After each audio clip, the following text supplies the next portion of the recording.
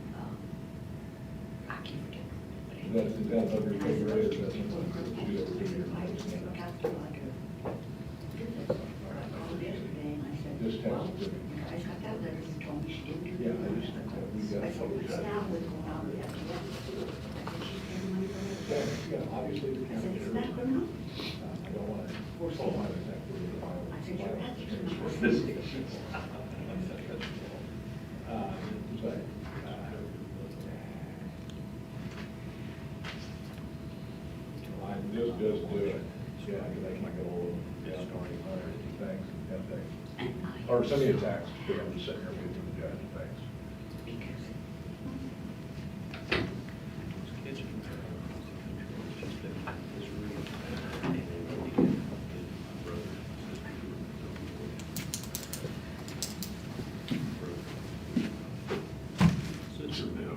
Yes, the same one. There's actually part of another one, but we made it smaller so you can play it. So this is going to be played for one of our witnesses today. Is that something that you can prompt up on your computer? How do you want to do this?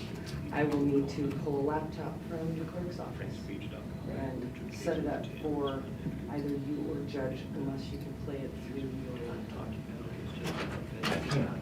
Usually I bring my drive. Oh. I've got a drive. I've got a drive. I can do it though. I can do it. Okay. I can play with that. I've got the electronic format. So can I screen share then the Zoom? You guys want me to do it? And I have removed The I've block. given permission, yes. Okay, so I need to go to connect though into the Zoom from my computer in order to do this. Yes, you have to sign in, turn all the audio on.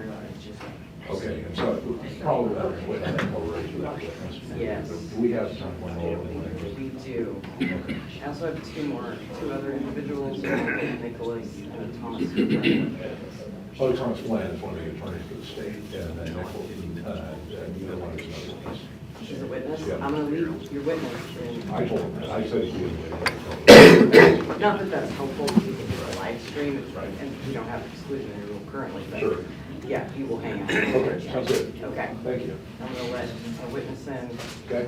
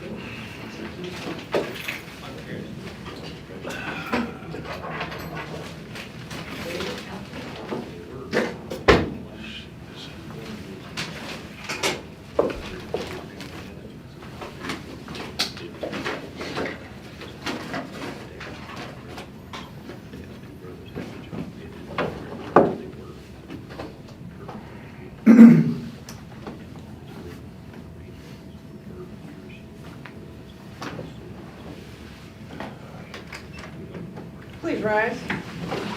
Superior Court of the State of Alaska is now in session. The Honorable Jackie Kennedy presiding. Please be seated, everybody. On the record, Your Honor. All right, good morning, everybody. We're on record in Kowalke versus Eastman, 3 AN 227404CI. It's time for a continued trial. We have Mr. Dedukian here representing Mr. Kowalke. We have Mr. Miller here representing Mr. Eastman. I see on the Zoom, we have Ms. Harrison and Ms. Flynn are both on the Zoom. I apologize. Yesterday I unplugged your mic. It's giving me feedback. There we go. Now we can hear you.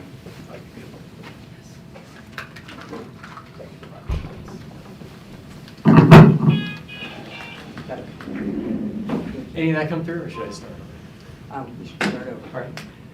All right, sorry about that. We had a problem with the microphone. So we are on record in Kowalke versus Eastman, 3 AN 227404CI. It's time set for continued trial. We have Mr. Dedukian and Mr. Kowalke here in the courtroom, as well as Mr. Miller and Representative Eastman. On the Zoom, I can see Ms. Harrison here representing the division. Good morning. Anything that we need to take up before we continue with the witness? I can see we have him also present on the Zoom. No, Your Honor. Judge, I think we need to move to admit the report, which is Exhibit M. I know that I believe opposing counsel is also marked as 48. I think we probably admit M as in Mike. It has a CD that's there too. I would object, Your Honor. The witness testified. There's no reason for the report to come in separately. The report is an out-of-court statement. Mr. Miller? And traditionally, expert reports are admitted. I mean, I know he chose not to admit his. I guess it's the court's preference. I'll admit it into evidence, but I'll focus on the testimony here, but it'd be helpful to have it. So Exhibit M is admitted. And his expertise is presumed by the court. I know that we haven't moved that either. I nor did opposing counsel in the presentation of his experts, but the opinion was heard. So I'm assuming that's how the court has handled him. I assumed that that was the request. I heard the requisite foundation from the plaintiff's expert as well as from the defense expert, so I'm considering both as expert testimony. Very well. Your Honor, if I may, before we begin, Mr. Dedukian was very quiet just now. Perhaps he can move his microphone a little closer when it comes to his questioning. Thank you. All right, thank you, Ms. Harrison. All right, Mr. Dedukian, let's just test the microphone levels, make sure we're getting you coming through. Sure, Mr. Guandolo, can you hear me okay? Yes, sir, I can. Madam Clerk, can you hear me okay? All right. All right, with that, Mr. Dedukian, you may inquire. All right, Mr. Guandolo, yesterday you testified that you were recruited at the FBI in 2009. Is that correct? No, sir, December of 2008, out of the FBI by the Department of Defense. Okay, and that's not quite true, is it? Yes, sir, that is exactly true. Isn't it actually the fact that you had to resign from the FBI because you were under investigation by the Office of Professional Responsibility? No, sir, that is absolutely not true. Isn't it true that you were under investigation because you had a sexual relationship with a witness while you were working undercover? Objection, no. That's not true. All right, hold on, Mr. Guandolo. Well, there was an objection for relevancy, Mr. It Dedukian. goes to credibility, Your Honor. He's testifying as an FBI, he relied on his FBI employment as the basis, part of the basis for his opinion, and so I think we're entitled to ask about this. The objection's overruled. We're not gonna go down a long trail of impeaching it. He's basically gonna take the answer, but the question itself. So, and I'd argue it's improper impeachment evidence, but just for the record. Understood. All right. Continue. So just so the record is clear, Mr. Guandolo, your testimony is you did not have a sexual relationship with a witness while you were working undercover in an investigation?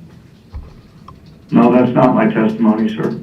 My testimony is that you're stating that I was under investigation for that, and that's the reason I resigned. That is not true. Okay, so you were under investigation, but for having a sexual relationship with a witness, but you resigned for a different reason, is your testimony? No, that's not my testimony either. All right. The FBI at the time, Go ahead. the time I left the FBI was not even aware that that had happened until approximately 7 months after I was out of the FBI. So that incident had no bearing on me leaving the FBI. I left the FBI because I was given a position of much greater responsibility with much higher pay and much bigger impact on the work that I was doing. You were also more recently sued for punching a Minnesota sheriff, right? There was a lawsuit. That doesn't actually accurately define the suit, but I was sued by a former sheriff in All right, Minnesota. hold on, Mr. Guandolo. And again, the same objection, I can anticipate the court's ruling, but it doesn't go to impeaching his testimony in any way. I mean, we're bringing in a whole bunch of prior alleged bad acts and immorality and reputational evidence. And, well, I certainly understand the objection. So, Mr. Duty, I'll need some sort of proffer as to why this lawsuit is relevant to his testimony he's providing here as an expert in this case. Well, if I can ask maybe one or two more questions to kind of connect the dots. A few, but I do understand the objection, and at some point I need to get a proffer as to why it's relevant. And the issue is, I mean, you know, if we end up going into somebody's entire history and all these bad acts that have nothing to do with their expertise, I mean, who's going to testify in the future before courts?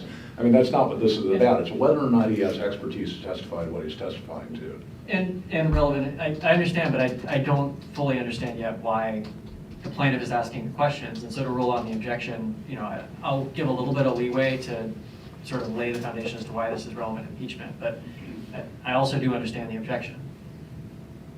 If I can have two more questions, Yes. Your Honor.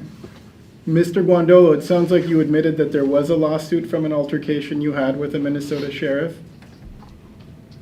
Yes, I was assaulted by a sheriff, and I defended myself.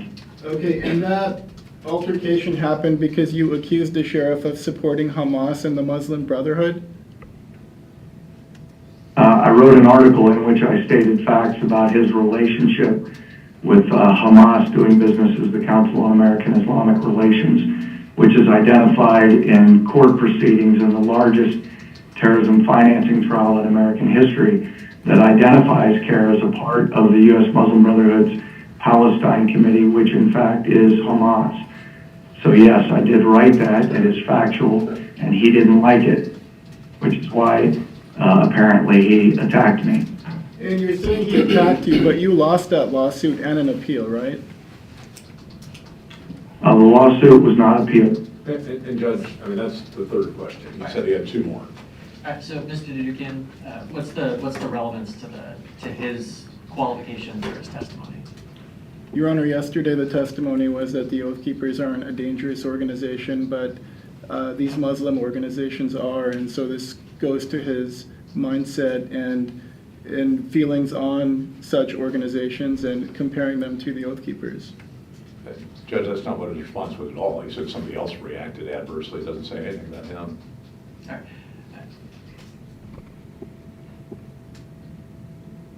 To the extent that I've heard the testimony to this point, I'll take it for what it's worth as impeachment, but then we're going to move on from this instance. We're not going down. We certainly don't have the time to go into a lawsuit or any other motivation behind it. So we're moving on.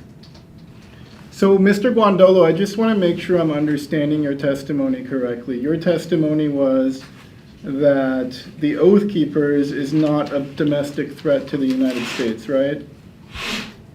That is correct. And that the Oath Keepers is not a dangerous organization, right? That's your testimony? That is my testimony, yes. And then you testified that on the other hand, there are these massive movements operating in the United States that are extremely dangerous, right? That was your testimony yesterday? That is correct, Counselor. And one of the organizations you mentioned was CHICOMS, is that correct? I didn't use that. I didn't use that word. Well, what word did you use? I specifically discussed specific Chinese communist organizations as it related to the events in Ferguson. Okay, well, I'm just trying to understand from your perspective who the truly dangerous organizations are. So, sounds like Chinese communist organizations are included in that, right? Yes, sir. And Muslim organizations? Jihadi organizations. Yes, sir. And BLM, Black Lives Matter, in your opinion, is a dangerous organization? Not in my professional opinion, yes, but as a matter of fact, they were formed out of the largest Chinese communist organization in the United States. Okay, and Antifa you included in your group of dangerous organizations, right? I did, yes. And you're saying that Black Lives Matter is Chinese communist. You also think that Senate Leader McConnell is a Chinese communist, right? I think he's an agent of the Chinese Communist Party, yes. And you think that Beto O'Rourke is a Chinese communist? No, I do not. You think he's a communist? I think Robert O'Rourke's policies are heavily reflective of the communist movement in the United States. I have no information of whether he's a card-carrying member of Communist Party USA or not. Have you referred to him as a communist on your blog? I believe I have, yes. So, And I have defined, if you follow my word, Counselor, you'll see that when I speak about these things, we talk about the broader communist movement.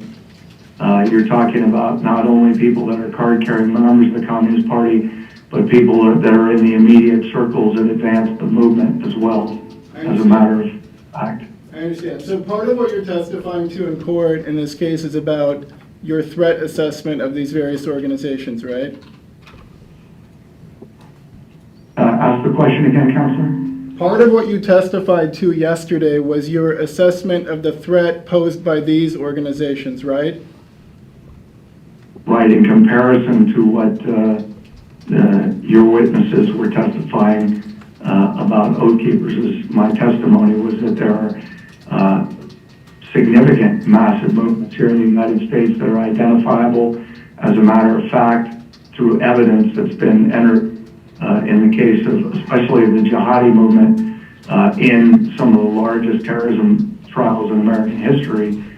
And as it relates to the communist movement, a massive amount of evidence that we have dating back 8+ decades in the United States that have been entered in official proceedings through FBI, declassified FBI investigations, evidence reported a long time ago in the House Un-American Activities Committee. Well, sir, you're going beyond, Judge. Hold on 1 second. We get wide breadth to his experts answer their questions. I understand, Mr. Miller. So, Mr. Dugan, he needs to finish the question, and then Okay. we'll come back around. If he has an answer, if you need to narrow it, you can do that, but we need to let him finish. So the answer is that you're asking about these movements. There is a significant amount of information through testimony of people who have left Communist Party USA, KGB officers who defected, defectors like Vasily Matroikin, who is an archivist for the KGB and brought reports of 30+ years of communist operations both in Europe and the United States. There is a vast amount of information about the Communist Party in the United States. We know who their front organizations are, at least hundreds of them, and we know what their activities are. And we know, for instance, they are behind groups like BLM and Antifa and Communist Party USA and Democratic Socialists of America and Code Pink and Revolutionary Communist Party and many, many others. And these are the organizations that have been heavily involved in the violence on the ground in the United States, especially in the last 10 years, but dating back to the 1960s. You know, the Weather Underground and at the time, the Black Panther Party and Socialist Party of America that have formed into these new groups like Liberation Road and Freedom Road Socialist Organization, out of which came Black Lives Matter. So we have a lot of information about these, and they are much more widespread, much more well-funded, and much more powerful than the groups that your experts mentioned, and your experts never even brought up these significant movements. Well, all of that was very interesting, sir, but that wasn't my question at all. So you need to listen to what I'm asking and answer that, okay? My question was, part of your testimony was about the threat posed by various organizations, right? That's a yes or no question. Yes, And you have a newsletter that you published that's called the UTT newsletter, right? that's right. And what does UTT stand for? Understanding the threat. Okay. And were you aware that Representative Eastman is a recipient of that newsletter? I am. How long have you known Representative Eastman? For approximately 10 years. I met him when we went through the Lincoln Fellowship, Claremont Institute. Oh, so you guys attended a fellowship together at the Claremont Institute? Yes, we did. Are you, would you consider him a friend? I would. I think that's a fair assessment. And do you socialize with him? He lives in Alaska and I live in Texas, so it's a heck of a commute, Counselor. Okay. Mr. Dugan, if we could just pause for a second. Mr. Guandolo, is it possible for you to turn the sensitivity on your microphone down just a little bit? We're getting some feedback, and part of that is that unfortunately there's a speaker right above me and I have to have a microphone on. And it worked with one of the previous witnesses to just turn that sensitivity down a little bit, and it cut back on the feedback. So can you give that a try for me? I sure can. Thank you. All right, so you've known Representative Eastman for 10 years. Mr. Dugan, let's just give him a chance to do that. Oh, sorry, I thought Is you... that better, Your Honor? It is better. Thank you very much. Yes, sir. All right, Mr. Dugan, thank you for pausing, but please go forward. When did you start the UTT newsletter?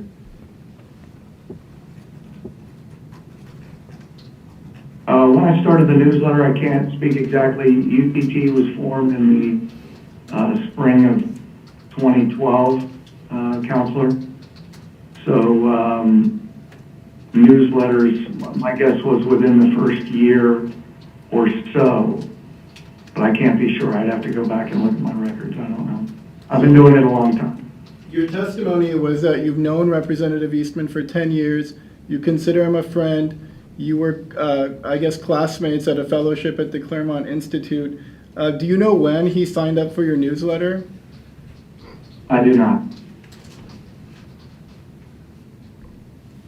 Well, let me ask you about some of the things you said in your newsletter. Didn't you say that the current U.S. government is engaged in Stalinist tactics? Yes, I did. And you said that the best historical parallels to this are Nazi Germany and Stalin's Soviet Union? With respect to the specific instances I was speaking about, or when I write about these things. Okay. And you said, quote, Mitch McConnell is one of the Chinese government's key agents inside the U.S. government, right? You said that? I would have to see the article, but as I just testified to earlier, yes, based on his relationship with his father-in-law and his wife, and the direct relationship with the Chinese Communist government. And when you say his relationship with his wife, what exactly do you mean by that? Well, her father is his company works directly under the Communist Chinese government. There's a whole background there with Mitch McConnell, and I don't know if you want me to walk down that road, but... I'm just asking about his wife, sir. So, and by wife, you mean the former Secretary of Transportation under the Trump administration? That's the wife we're talking about? I'm talking about Mitch McConnell's wife, yes, sir. Who was the Secretary of Transportation, right? Yes.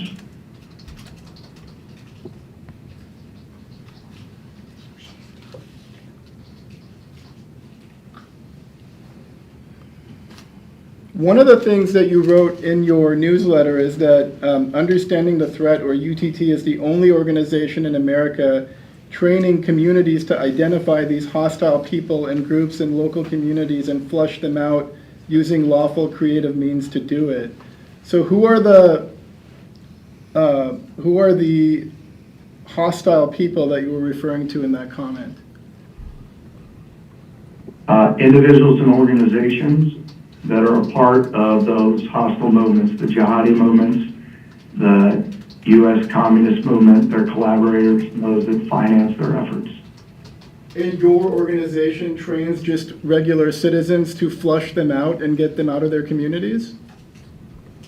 We train military, national leaders, National Guard, citizens, police, and we've trained foreign government leaders, militaries, yes, all of the above. You wrote in your newsletter, quote, all of the prominent Islamic organizations in the United States are a part of a well-organized, coordinated effort to undermine America's founding principles. You wrote that, right? That's correct. And you believe that? The evidence in the largest terrorism financing trial in American history reveals that. That's not just my belief, that's a matter of facts and evidence. And you believe that, if I continue to the next sentence, that these prominent Islamic organizations in the United States have an objective imposing Sharia law in the United States? That's your belief? No, that's not my belief. That's what they state in their bylaws, which we have a copy of published on our website. It's what their internal documents that have been found in raids by security services, both here in the United States and overseas. It's what their leaders state in writing and on videos. And the evidence, again, in the largest terrorism financing trial in American history, reveals that the prominent Islamic groups are, as a matter of fact, by the Department of Justice, engaged in this effort. Yes. It's a matter of fact, not my belief. Okay, and you brought up bylaws So I don't want to jump around, but I will. Because you testified about the Oath Keepers bylaws yesterday, and it was your testimony that the bylaws of an organization are important, right? Was that generally what your testimony was? I think the bylaws are indicative of what the purpose of the organization are. Yeah, that's the purpose of the bylaws. And other organizations that are terrorist or extremist have bylaws too, right? That's correct. So Al-Qaeda has bylaws, right? Well, they actually have a training manual and their objective statement, which again is the same as the U.S. Muslim Brotherhood, the International Muslim Brotherhood, which is made up of many of the prominent U.S. Islamic groups, which is to wage war to impose Sharia on all humans on earth. And Yes. the KKK has bylaws too, right? I assume. I actually don't know. I haven't reviewed that.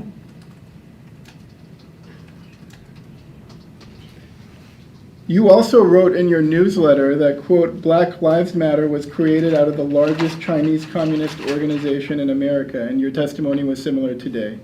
You still believe that? Yeah, that's a matter of fact, yes. You wrote, I mean, the leaders of Black Lives Matter admit that they're Marxists on video. If you haven't seen it, I'd be glad to send you a copy. well, are you saying that anyone who's a Marxist is a Chinese communist?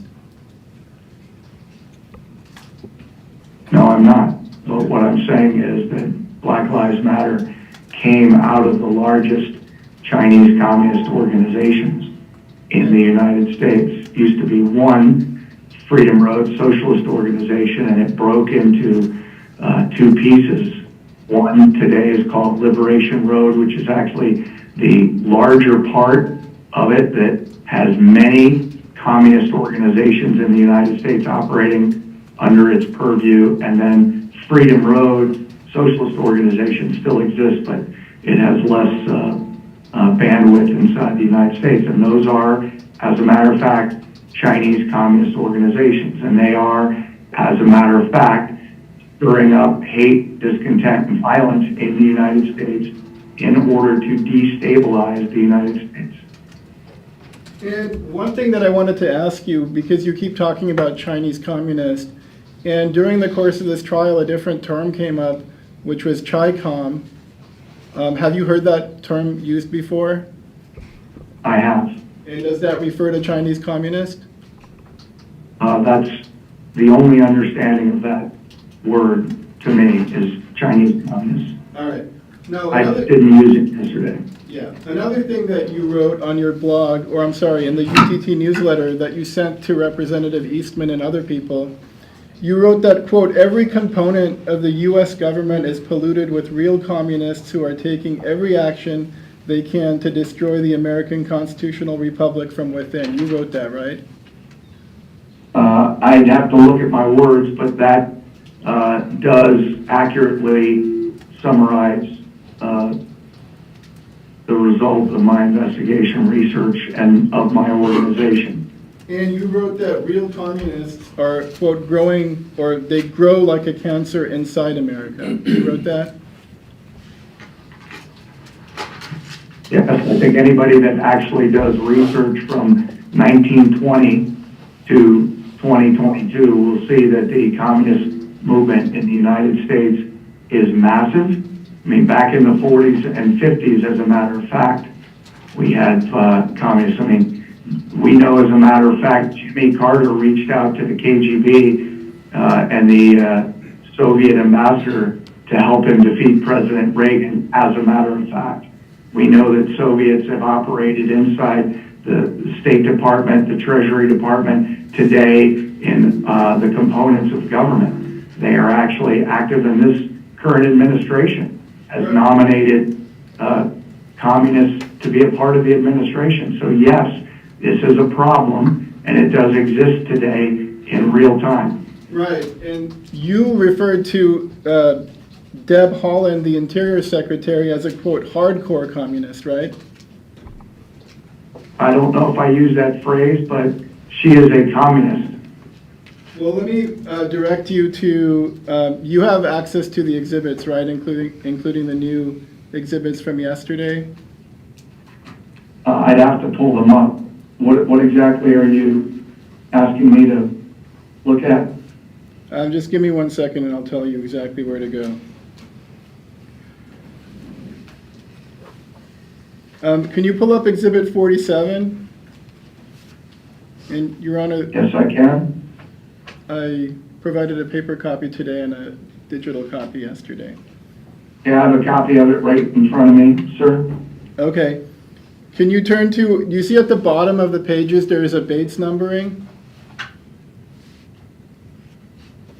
Yes, sir. Can you turn to DCE 6587?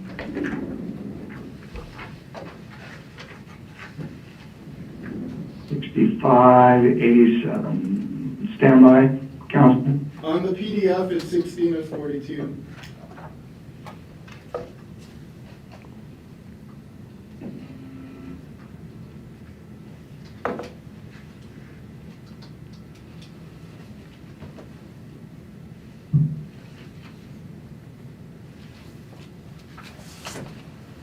Okay, I'm there.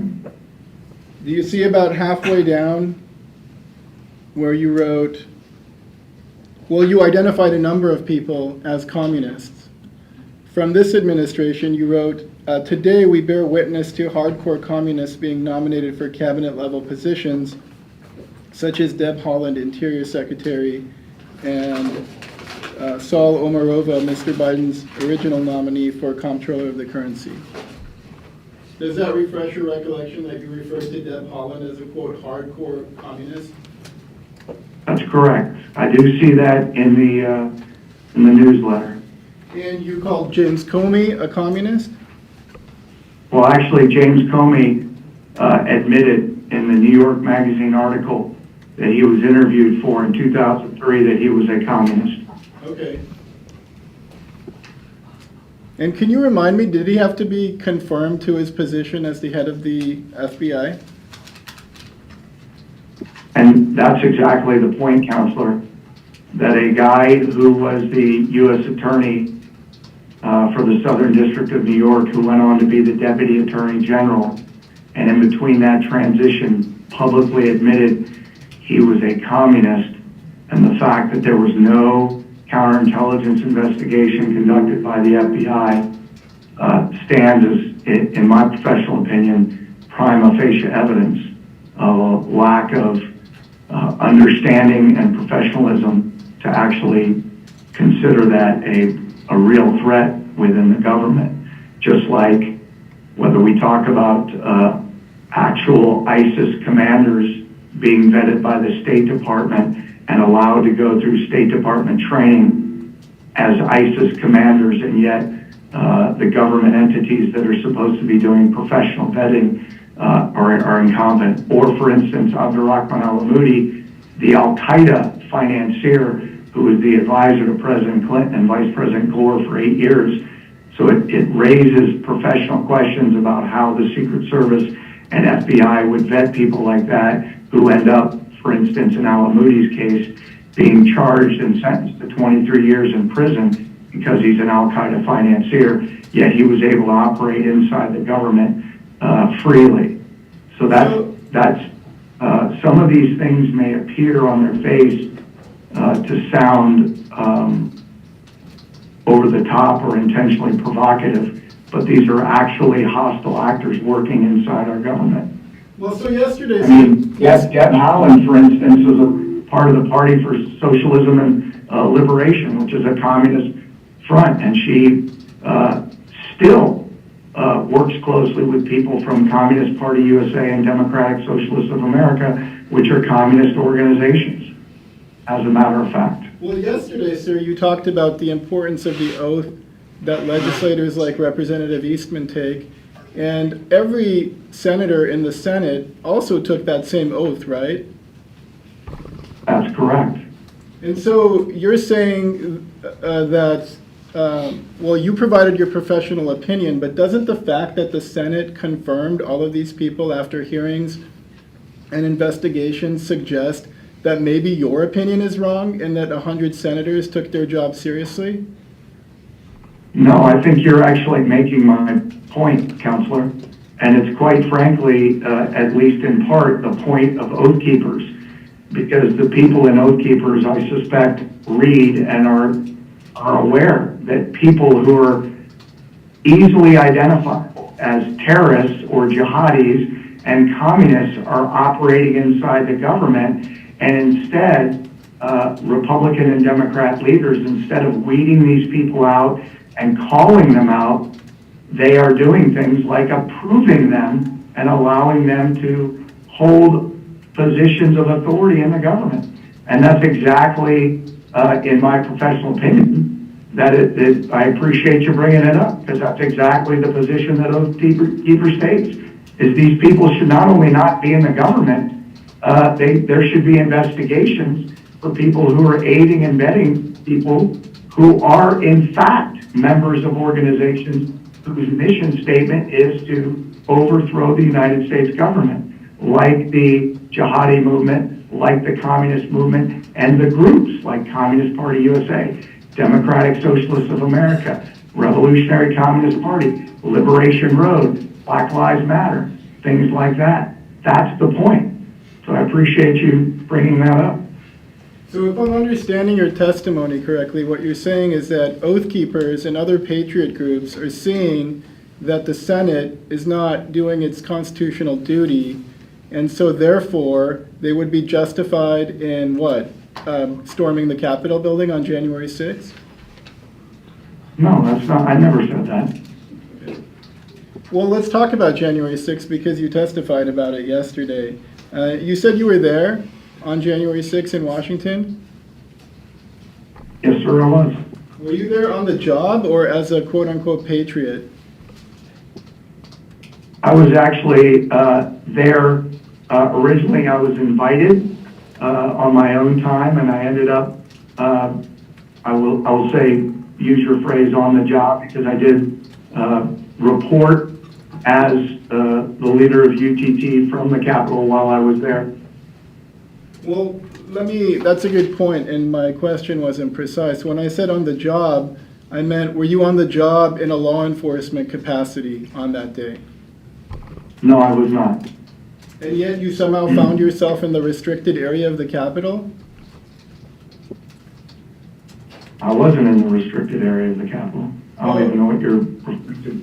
Oh, okay, so when you were testifying to what you saw happening and who was entering the Capitol building and who wasn't, you were far away from the actual Capitol building because you were not in the restricted area then. Objection, Judge. There's not been testimony yet as to what the restricted area is and whether or not this individual is in a permitted area within the restricted area.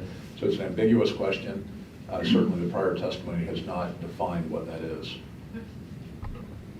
I understand the point, but it's a fine question to try and figure that out. And so he can go down that area of inquiry. If there's redirect that you need to flesh out whether he knows that or not, you can do that, but the objection's overruled. So let me repeat my question, Mr. Guandolo. You testified yesterday that you at one point in your career worked as a liaison to the Capitol Police, right? Yes, sir. And in that capacity, were you aware that from time to time parts of the Capitol grounds are restricted to public access? Yes, sir. And were you aware that on January 6, 2021, there was a part of the Capitol grounds that was restricted to public access? I am aware. And approximately how far out from the Capitol building itself did the restricted grounds start? I can't speak to that directly. I know that where I was, which was the grassy area that goes right up to the concrete at the bottom of the steps, meaning where the concrete ends from the bottom of the steps of the Capitol on the Supreme Court side, where the grass is, which, you know, I would assume is about less than 20 yards or so. That grassy area was permitted, and the group that I joined for the day had the permit for that area, so I was permitted to be there, and I could see very clearly the steps and the doors at the top of the steps, which is what I testified to yesterday. Okay. And you described the situation on January 6th as a peaceful, jovial atmosphere. Was that your testimony yesterday? Yes, I testified not only that on January 6th, but I was there prior to, so on, for instance, the evening before, it was the same. There were people singing patriotic songs, gathering, talking. There was an incredibly light atmosphere in the vast majority of the 500,000 to 1 million people that were there, of the people that I interacted with. Right, but my question is limited to January 6th. So would you also say that on January 6th, the atmosphere at the Capitol was peaceful and jovial? I would. From the beginning of the morning through the day, and obviously it was a massive crowd. So there was a massive crowd on the front, on the side, and on the back of the Capitol. You're sort of describing it like a tailgate party. I actually used that phrase yesterday, Counselor, and I was not being tongue-in-cheek or facetious. People were very friendly. They were very courteous to one another, and again, they were saying the Pledge of Allegiance. They were singing songs. They were talking about what was going on and their concerns. We had a lot of conversations with people. The way that my comment was that the way it was presented was that the entire crowd was riotous, or the word used by the plaintiff witnesses was insurrectionary. Right, and you said people were being incredibly kind to each other. Yeah, in the totality of the 500,000 to 1 million people, or whatever the total number was. But surely that wouldn't include the people who were assaulted? No, of course not. And the people who got killed? Ashley Babbitt that was shot by a Capitol police officer. Is that who you're referring to? Well, how many people died on that day, sir? Do you know? Last count, I believe, was 5 people. But I'm not sure that they all died on that day. I know that Ashley Babbitt died on that day. Yesterday, you testified about your thoughts on what happened on January 6th. Previously, you provided some thoughts on that day on the Focus Today program, didn't you? Counselor, I do interviews usually several times a week, so I can't remember what I specifically said on a given date on a specific show. Is there any, can you be more specific? Yes, I can, sir. I have a video clip of it, and Your Honor, I'd like to play about 2 minutes of the clip through a screen share. Has Mr. Miller seen this? It's the first time I've heard about it, Judge, and if he had this clip, it should have been given to you long ago, not right now before he's presenting it to a witness. Okay, so if you're going to play it, Mr. Miller needs a chance to see it beforehand. So Okay. understanding what's coming, and then on top of that, we do have a technical issue with screen sharing still sometimes. So Right. let me know which way you'd like to go. I can play it. Maybe we can keep going for 15 minutes, 20 minutes, take a break, and then I can play it after the break. Right.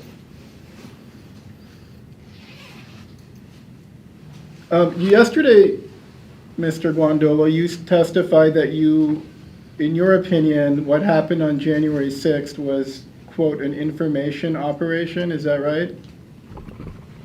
I said there was evidence to indicate that. And is that the same thing as what some people call a false flag operation? Well, information warfare and information operations can be a part of a false, meaning that the false flag can fall under that, but that's a specific type. I think what would more accurately describe possibly if it were a true information operation on January 6th might be something like a color revolution, where it's presented as one thing through propaganda and information operations, but actually something else was occurring. And I gave a couple examples of indicators of that. Okay. And Besides the fact itself that there was a very broad narrative of an insurrection, when in fact there's not evidence of an insurrection. Mr. Dudigan, just hold on 1 second. Mr. Guandolo, what was the word that you used in front of revolution? I missed that part. Did you hear the judge's question? I did not. Say that again, Your Honor? What was the word that you used in front of revolution as the better term to use? Color, revolution, C-O-L-O-R, color, Unfortunately, revolution. there continued to be a glitch right when you were saying the word, so spelling it out helped. So thank you. You may continue. You testified yesterday that you saw Antifa members walking into the Capitol on January 6th. Is that right? I testified there were people that I identified based on a number of parameters that were highly likely to be Antifa, BLM, yes.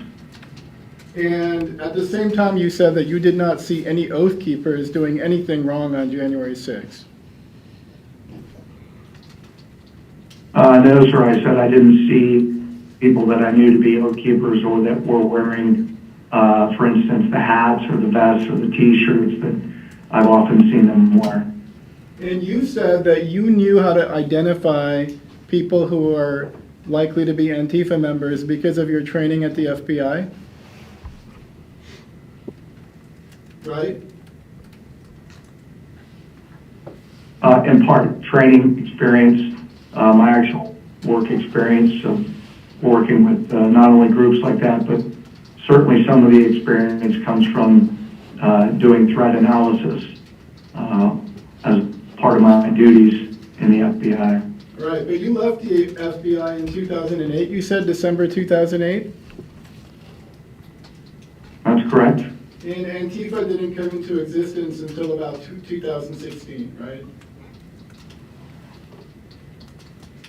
Well, not actually technically. I mean, what we know now is Antifa was created in the United States by Communist Party USA in 1933. And they're using the same exact flag that Antifa,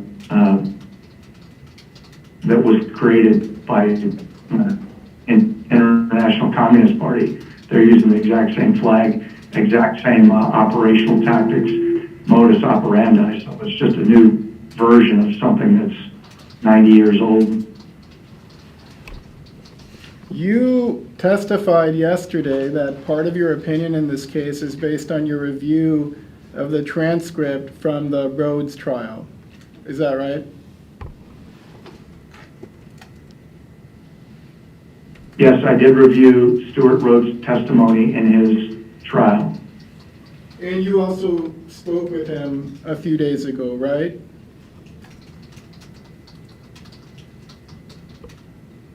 Yes, sir, on the 13th, Tuesday. Isn't it true that Stuart Rhodes testified that the people entering the Capitol building on January 6th were not Antifa members, but were, quote, patriots? I'd have to review the And I object, testimony. Mr. Guandolo, hold on 1 second. in Ms. State's testimony, as I understand it, I have the transcript. Stuart Rhodes did not testify that the only people entering the Capitol were patriots. And if it misstates the testimony, you can bring that out on redirect. Okay.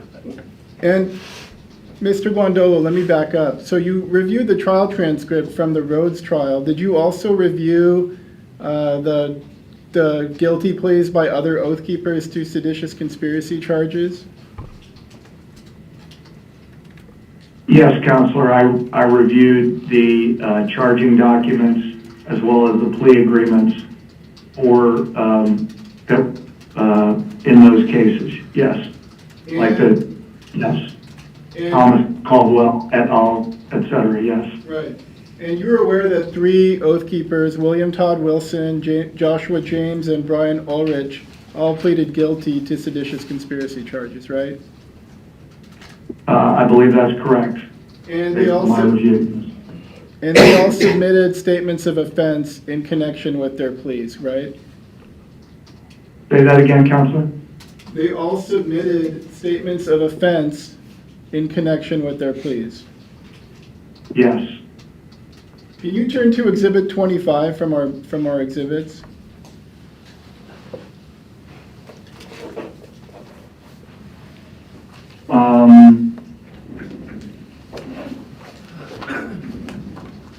Which is Exhibit 25?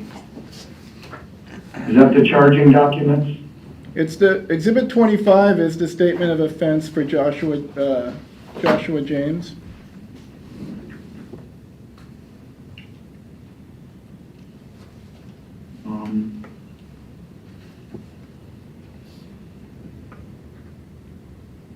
Okay, hold on.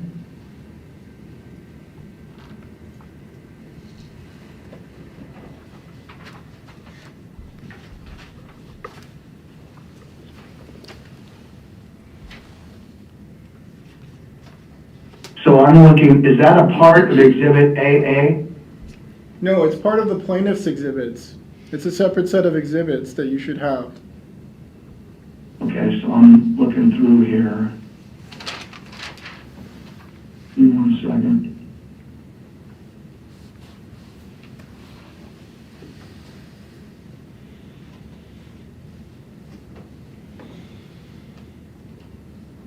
And I'm going to see if I can pull that up.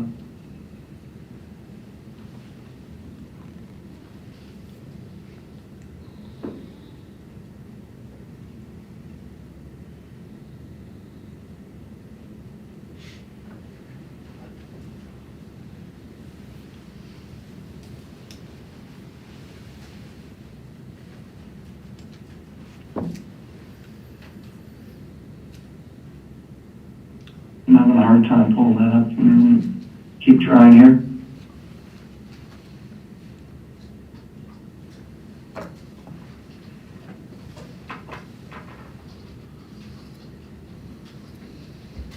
Well, Mr. Guandolo does that. Mr. Duke, did you have a rough estimate for how much more time you have on cross-examination? I would say about 45 minutes. It's just helpful to know for scheduling what we're going to take for.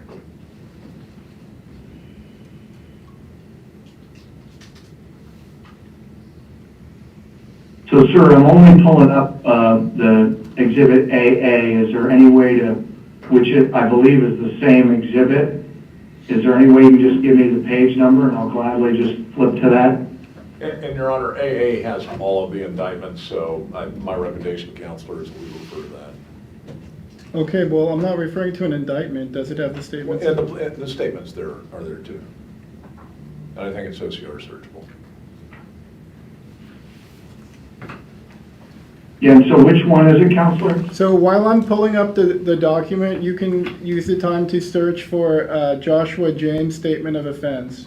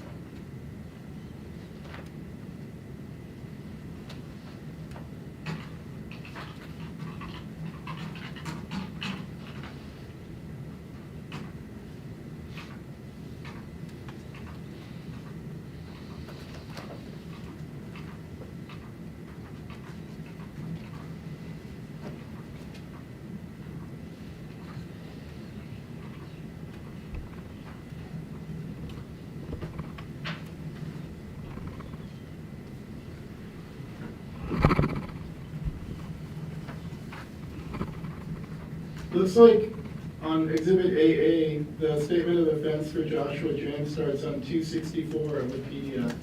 Yep, I'm there right now, sir. And if you can go to paragraph 27 of the statement. 27, sir? Paragraph 27. It's on page 270. Okay, I'm there. So isn't it true, first of all, that on January 6th, Stuart Rhodes and other Oath Keepers who were there were communicating with each other via encrypted chats? According to this statement of offense, yes. And isn't it also your understanding that there were some Oath Keepers who were already at the Capitol grounds and others were a short distance away, for example, at nearby hotels. Yes, that is my understanding of reading of the events of the day. And isn't it true that at around 2 o'clock on January 6th, somebody posted a live stream of, quote, live stream of patriots storming Capitol on one of the encrypted chats? I know that that's in the statement of offense. I have not seen that video with that title on it. Okay. Obviously, I've seen many videos, but Well, right, and you say that you haven't seen the video, but do you see that right after where the name of the video is detailed, it says that one of the participants on the chat asked if the people storming the Capitol were actually patriots and not those who are going to go in disguise as patriots and cause trouble. Do you see that?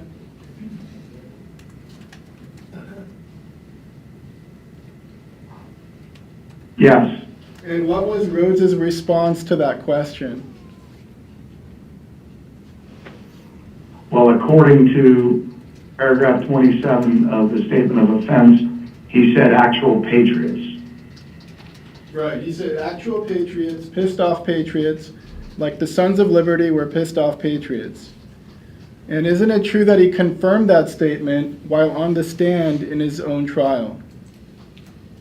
And Judge, I mean, this kind of gets to your earlier ruling, admitting these, for the truth of the matter asserted, they're already in evidence over our objection, and so I'm not sure why we need them entered again to this testimony.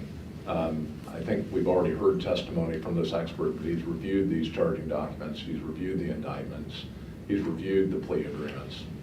They're being offered for impeachment, perhaps, but having him go through each one of these statements when they're already admitted over our objection for the truth of the matter asserted, I think we're wasting the court's time with this. Mr. Dukian? Your Honor, I'm not planning on going through each one. This was in direct response to testimony from yesterday and shouldn't take more than a few minutes. I'll allow the questioning. It does seem to be in response to the statements about having listened to the entire trial and the basis for that informing his expert opinion. It's attempting, as I understand it, to impeach the basis for the opinion. So on that basis, I'll allow the line of questioning. And I respect that, Judge, but again, the question they're being asked, isn't it true these things were said? It should be, are you aware that these are in the pleading documents or in the plea agreements? Understood. I understand the point. Mr. Dukian? Okay, I'll take that point. So just to back up, Mr. Guandolo, your testimony yesterday was that the people storming the Capitol on January 6th were Antifa, right? But Rhodes, at the time and later at his trial, disavowed that statement.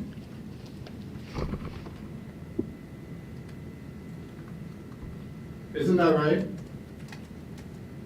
So, number one, I didn't say only Antifa people stormed the Capitol, for the record. And number two, Mr. Rhodes, in his trial, testified, what I testified to yesterday was that when he was at the hotel and he found out that people, not oath keepers, but that people were starting to move into the Capitol, he left the hotel, according to his testimony, went down, and when he found out that people from Oath Keepers might be going into the Capitol, he used the phrase, that's stupid. That's what I testified to yesterday. Okay, so I just want to make sure we're on the same page. You're admitting that there were Oath Keepers who illegally entered the Capitol on January 6th. Yes, and I said yesterday, if people broke the law, they should be charged, regardless of what group they're a part of.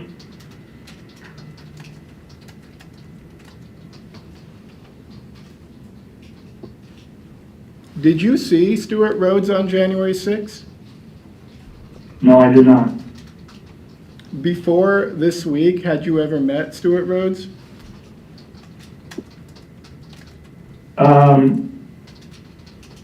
No. And yesterday you testified that you've spoken with hundreds of other Oath Keepers, though, correct? Yes. Is that because you attend the same events that the Oath Keepers attend? I would say that it is not unusual for people from multiple different groups to attend events that I speak at or events that I'm invited to be at for one reason or another. So there are all kinds of people there, and it's not unusual for there to be combat veterans, police officers, elected officials, and people like that who are in fact members of Oath Keepers. You testified today and yesterday about certain things that Rhodes told you during your conversation about whether it was stupid for Oath Keepers to enter the Capitol building, or the fact that the Oath Keepers were in Washington, D.C. just to provide security. You realize that the Washington jury did not buy any of those defenses, did it?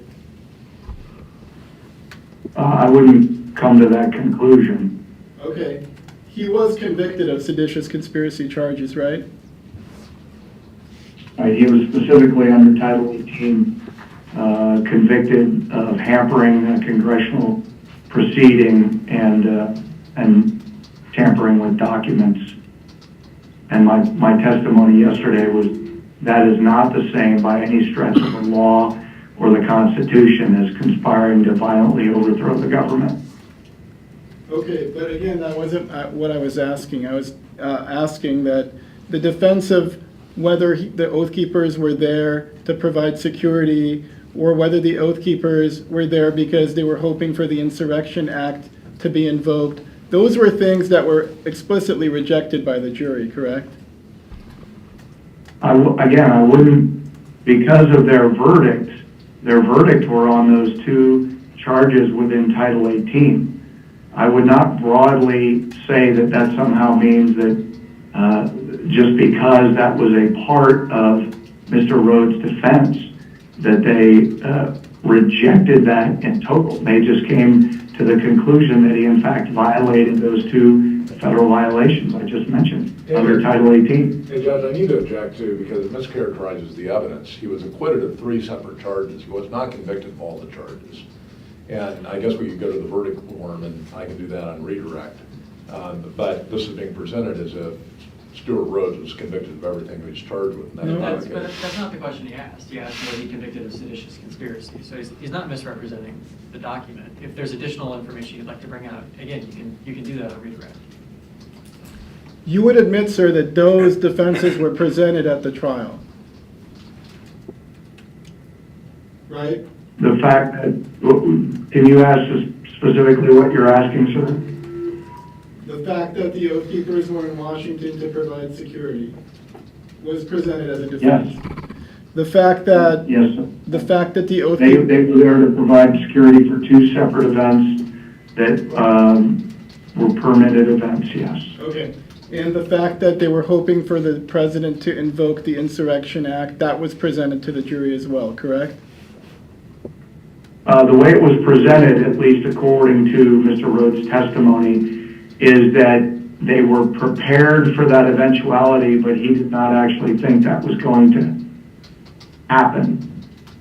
And he also said they were not there specifically to stop the certification of the election, because he said he did not believe that would, number one, they were not able to do that, and that was not a realistic outcome.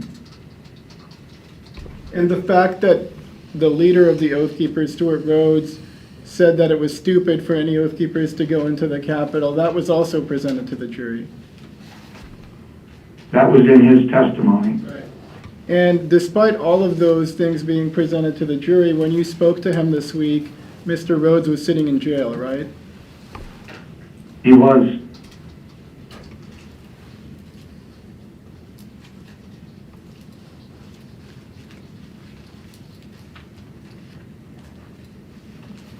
And speaking about the Insurrection Act, did you review, as part of your work on this case, all of the different public statements the Oath Keepers issued before January 6th? I wouldn't testify that I've reviewed all of them. I reviewed a number of them. Did you review the two open letters to President Trump that were posted on the Oath Keepers website? I reviewed at least one of them, and I don't remember the date on that document, Counselor. Did you review a transcript of an Oath Keepers meeting that was virtually held on November 9? I did not. Did you review any statements that Stuart Rhodes made on InfoWars or on any other kind of interview format?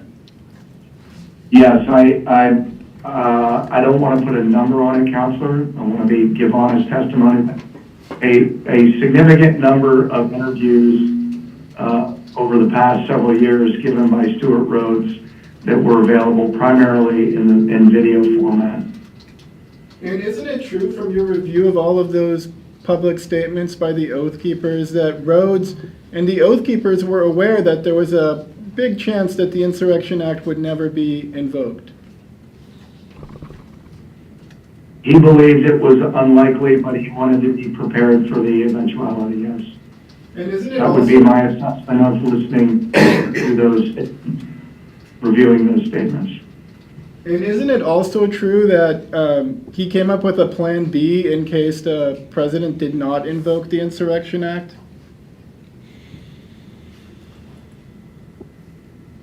Can you be more specific, sir?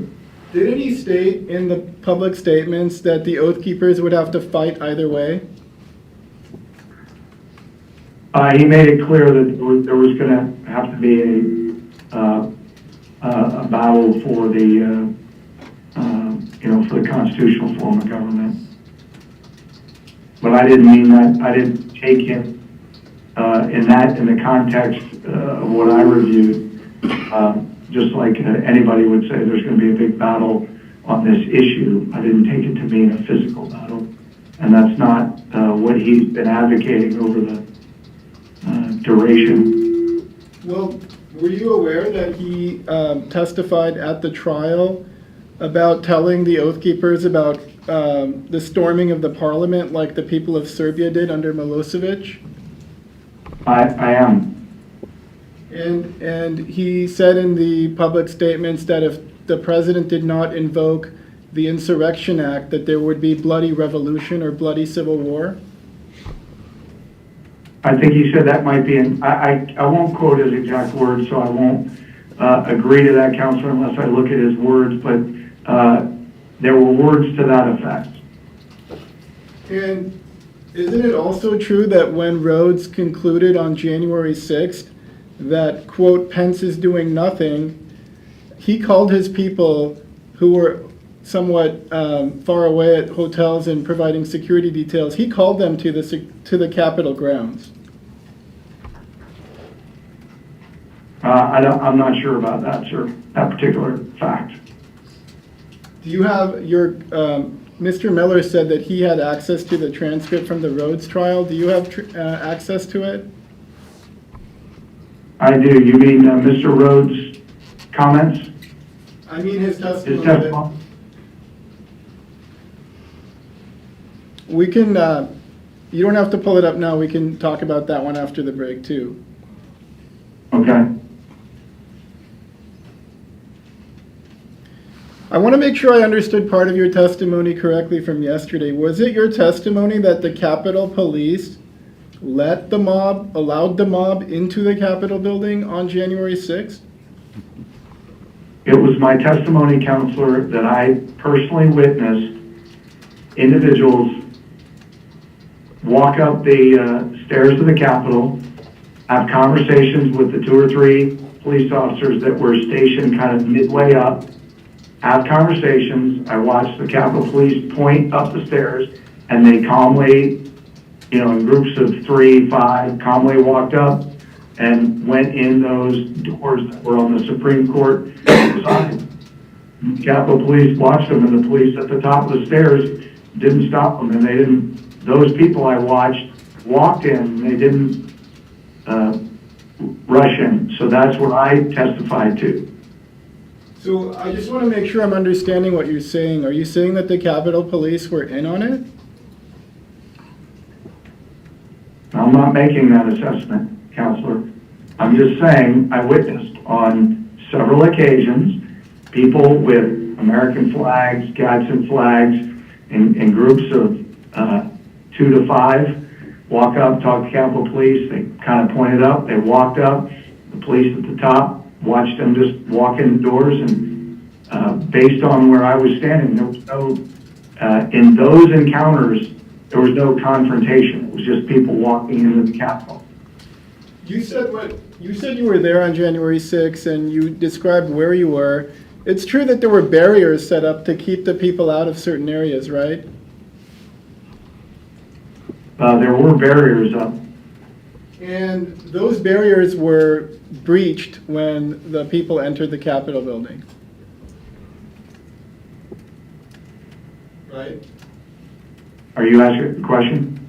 Yeah, am I correct in understanding that those barriers were breached in order for the mob to get inside the Capitol? There were some barriers that were breached that parts of the crowd, I mean, it wasn't your, I want to make sure I'm clear with my answer. The entire crowd did not breach the barriers. There were portions of the crowd to my right, far right side that surged forward and went through the barriers and went up the stairs. This is separate from what I was describing just a moment ago. Okay, so there were barriers that were keeping people out, and then there were Capitol Police officers that were keeping people out on that day, right? Yes. And your testimony is that at least some of those Capitol Police officers neglected their duty and let the crowd in without stopping them or trying to stop them? Again, I wouldn't characterize it like that. I didn't say they were neglecting their duty. Okay. I'm saying people walked up the steps, had a conversation with them, and they walked right in. There was no forced entry. And those would be the doors, as you're looking at the Capitol from the Supreme Court side, it would be on the kind of the far left doors at the top of the stairs, because those are the ones I could see clearly. Is it your So in those instances on that side, the left side of the stairwell, people walking up, that is what was happening. Is it your belief that the Capitol Police opened the rotunda doors from the inside?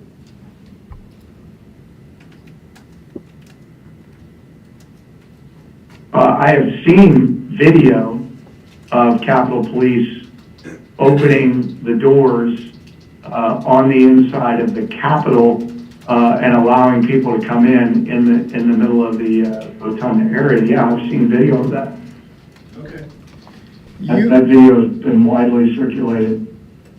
You criticized the plaintiff's experts for using the term domestic violence extremist. I think you called them grossly ignorant for using the term, right? Well, I certainly think it's ignorant and unprofessional. Okay. And it's indicative of a lack of an understanding of the broader threats, yes, to use domestic violent extremism, countering violent extremism, because those are part of a much larger information operation against the United States security services. But you can see that those are terms that the U.S. government uses right now, right? And that's exactly my point, Counselor. Right. That's what I That thought. we use those, our government, uses those terms, which are completely ineffectual. And we can actually track the path that countering violent extremism and domestic violent extremism, how it got into DHS, actually came in through the, primarily through the civil rights branch of DHS. And I explained yesterday that, the origins of that inside the U.S. government. Okay. And I think that part of your objection to the use of that term was that, if I'm quoting you right, it came into the lexicon from overseas. Is that right? That's correct. And specifically from England? Right? Yes. And I think your objection to the term was that the Muslim Brotherhood had something to do with the use of the term? Yeah, I specifically testified yesterday that primarily, but not exclusively, Muslim Brotherhood entities, which I went through yesterday, were able to persuade the British government to use countering violent extremism as their narrative, which has quite frankly been a catastrophic failure in the security in Britain, which is a whole nother discussion, but that U.S. officials went to Britain and thinking this was going to be a good thing, they wanted to model what we were doing after that and brought it into the U.S. government. Yes. There's one other thing I wanted you to explain or clarify, because when you were first talking about it, I wasn't exactly sure what you were talking about, but then I looked it up. You were talking about the term constitutional sheriffs. Do you remember talking about that yesterday? The organization, the constitutional sheriffs, yes. And that's an organization where the sheriffs who belong to it have the belief that a county sheriff is the ultimate authority in the county, and they can halt the enforcement of any federal or state law or measure that they deem unconstitutional. Is that your understanding as well? If a law is unjust and violates the founding principles in the Constitution, then they have a duty to do that, yes. But they don't, to be clear, they do not reject the supremacy clause. What they're saying is, again, what Oath Keepers says is that they reject tyrannical and unjust laws that violate the founding principles in the Constitution there. If we can take a short break, I think I only have 5 more minutes. All right, it's a good time actually, since we're going through to noon, so let's go, we'll come back at 10:35, council should confer, and then the goal is to push essentially through until noon, past that point. If there's a need for another break, we can certainly take it up, but that's my goal. Anything to address before we break? No, Just access to this video. I sent it already. I know there's a link. It doesn't look like it's a downloadable video. And It Mr. looks Miller, like you to me and it's- Mr. Dedukian can Right. address this on record. Got it. With that, we can stand in recess. We'll come back at 10:35. Let me try the link. Will you- Okay, you guys all heard it live here. They will be back at 10:35. They are taking a small break right at the moment. I'm just going to go ahead and leave the big blue screen up there on the here, so everybody knows that they will be right back. But again, 10:35 is when things are going to be re-begin once again. If you haven't taken the time to like and share this video, please do that right now. Normally, I would give you a good monologue while we are waiting, but this is not the type of place for me to do my normal speeches I love to give, or my take on what just happened. You guys all heard it live here going on right now, and just so you're FYI, it looks like possibility Stuart Rhodes, the founder of the Oath Keepers, who's currently incarcerated and under charges for January 6th, will be appearing in court on Monday. That is tentative right at the moment, but that's what it's sounding like. Take a moment right now, like, share. We'll be back at 10:35.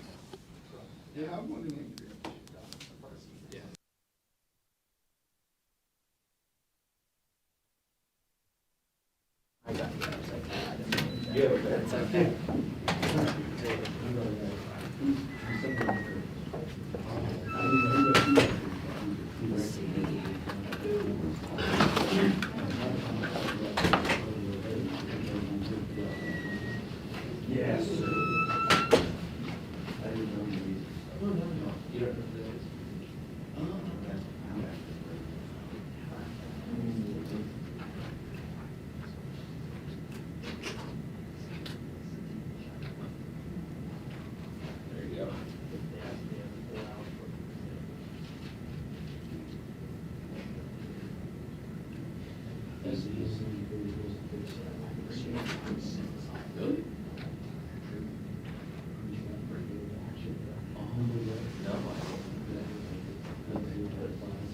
Good. Sure.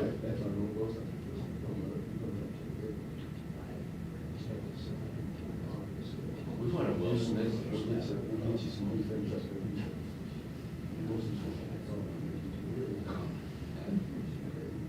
He's definitely a displaced Democrat. So he is a leftist journalist. I think he was working on his 80 heads, so it wouldn't, he's on contract.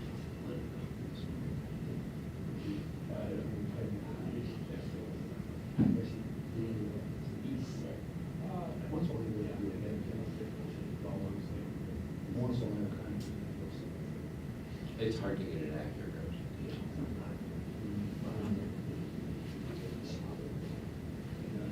Oh, yeah, it's very clear that, everybody on both sides of the flag.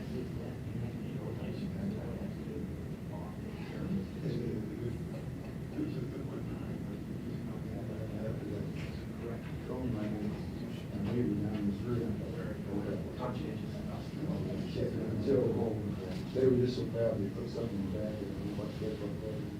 Why is it all that? They wasn't how cold it was going to be.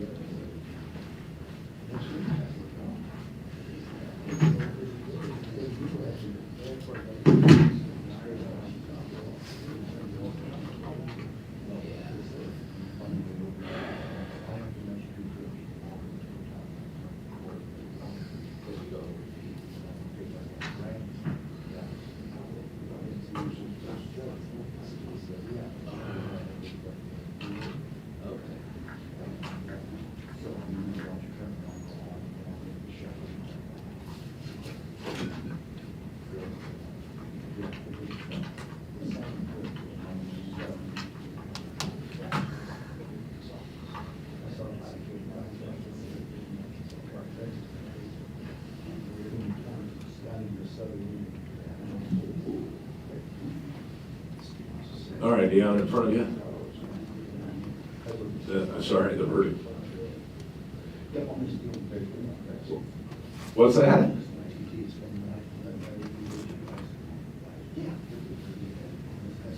All right. Yeah, I sent 42, and I will let you go. I'll call you back here in just a couple minutes.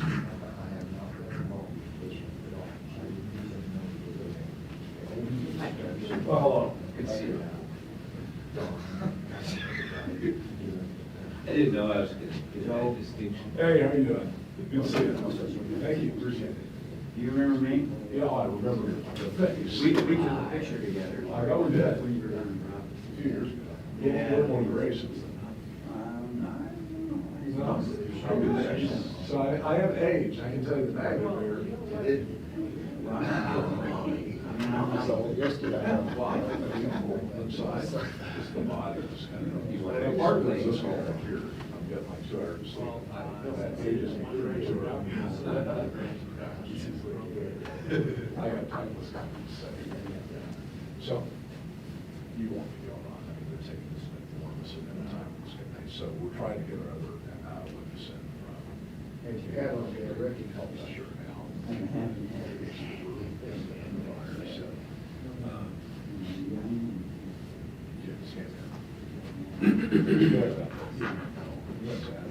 I might end up having to get some. I've already got it. I don't know. The problem is we spend too much time. We got here to Christmas. Yeah. And I already screwed that up, so I would prefer not to be here for 3 weeks, so. That'd be nice. Because you're weird on those, and I know you want to do something here and that, I just work fast as it goes everywhere else. Well, I'll let you know. Like, oh, I'm gonna wait here and come out, but they're Dave, you're leaning. they're gonna get insurance, you know. Yeah, it's just letting everybody know that it's. Yeah, okay. They got shade on you. As long as you get multiple parties. Yeah, I'm just repeating what you told me. All right. Consistency, right? All the very best people, I'm sure. Yep. So should I make plans for next week? Yeah.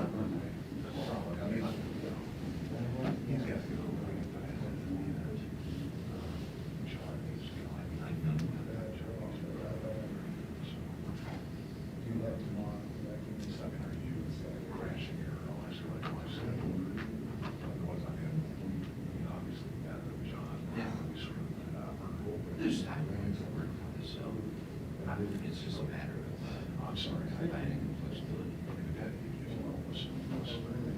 I've got to go. Yeah, after that, I can't be very soon. Oh, that's okay. It knows what, I mean, I think it's two cheers. he has a right to ask as many questions as he wants, regardless of your quality of the questions. Yeah. Hey, what's That's all the time. And everybody else. Yes.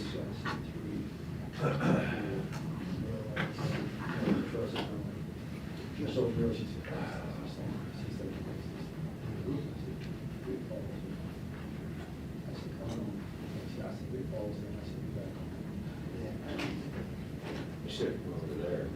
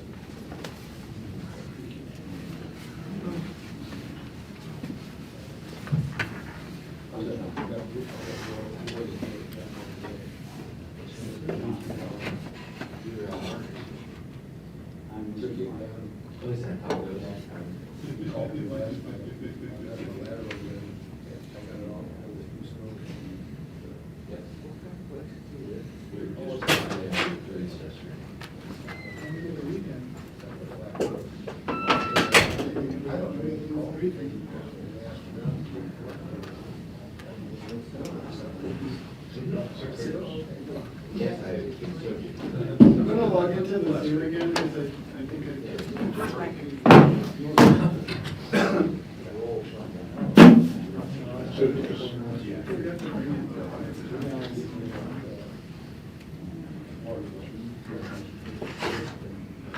Get that, with all this work, that's good. At least with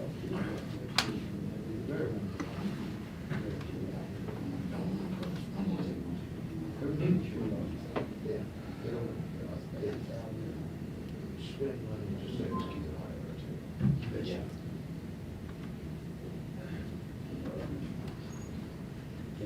Yeah, we gotta roll this out. when the rating. You are now. Excellent. All right. Well, yeah, that's, I want to grade you up off everybody got back. You're gonna say, well, it's yours. No, I said, I don't think about how I could have done that about 20 years ago, but 30 years ago. I said, I got it done. I said, that's amazing. A lot of people in my high school class wouldn't even get on that.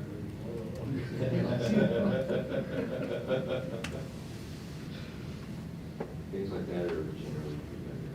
Yeah. You do it, you know what we did. You don't think you're younger than you, but do what you younger than. You say, no, geezer, slow down. Just don't do that.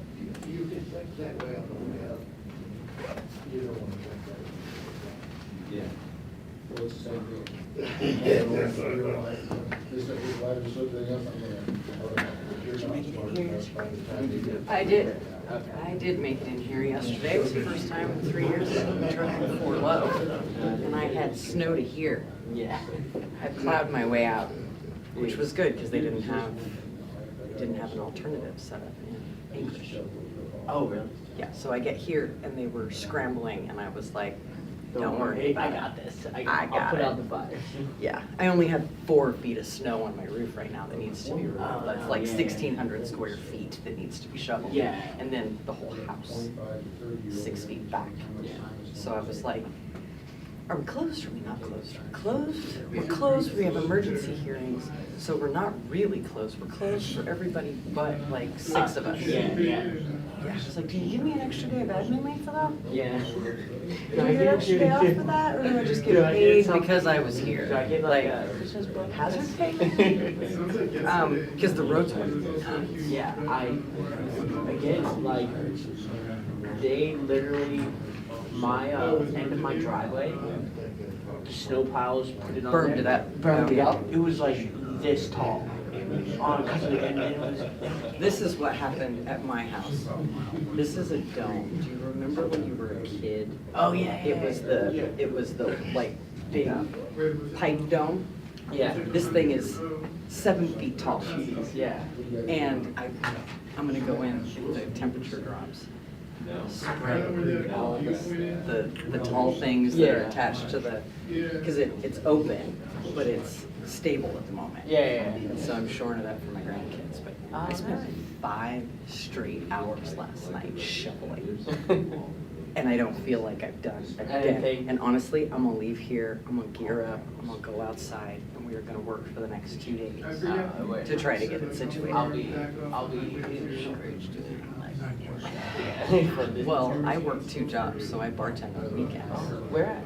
Klondike's. Okay. In downtown Palmer. Yeah. And so I have a 36-hour window every week if I don't work through a Saturday night of time off. Okay. So that's what I get a week, if I'm lucky, if I don't pick up And you shit. gotta do all your house, you gotta do All the other things, those tiny little moments. But it's all good. But yeah, he texted me. He was like, because we're virtual, he's like, you can do this for your house. He's like, don't worry about like not shoveling out and every time. No, stay where you're at. Yeah, he's like, stay Right. And he's like, just finish shoveling by tomorrow. Well, and we got the closure. I geared up to go shovel. My phone goes off 6 times. I look at it, half my crew's on their way to work. And so then I get a text from my boss that says, let me know what your status is. My status was closed until I realized my own crew's going to work. And so I showed up here in double cartons and wood boots. So I was like, okay, so I was gonna shovel, but we're closed, but we're not closed, so I got it. Yeah. It's all Yeah. good. You have like group chat, like for new person. And like, Alrighty folks, we are second away from beginning once again. If you haven't taken the time to like and share this video, please do so right now. You can find us live on Twitter, YouTube, Facebook at Politadick Unfiltered. And this will also mitigate over to Rumble here within the next 12 hours. Again, please like and share. Supporters like you that made this possible. We're still having issues with our website, otherwise you'd be able to watch this live right now on Politadick.com. As soon as we can get our web hosting corrected and get the site back up and running, you'll be able to watch it live there also.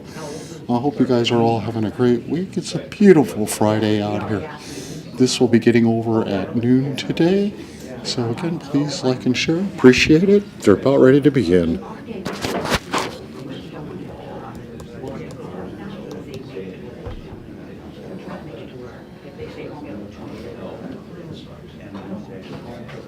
I guess vagabond is fine.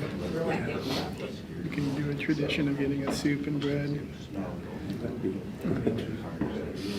That's a water bee. Just a bad. If you did that whole thing yesterday, you know you've done well, huh? You did? Oh, wow. I heard it, but I didn't put that. Because I don't. You've only got 5 minutes left. Yeah, You're ending with your ultimate video. yeah.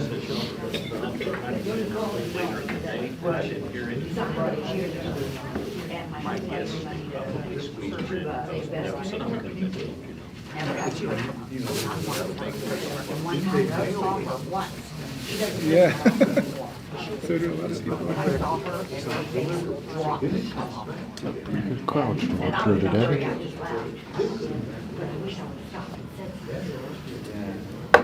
But I didn't.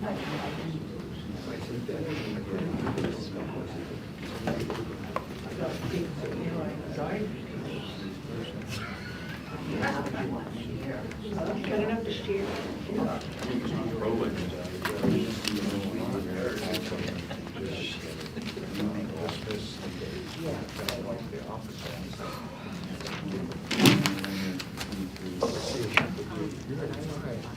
You have access to road rules.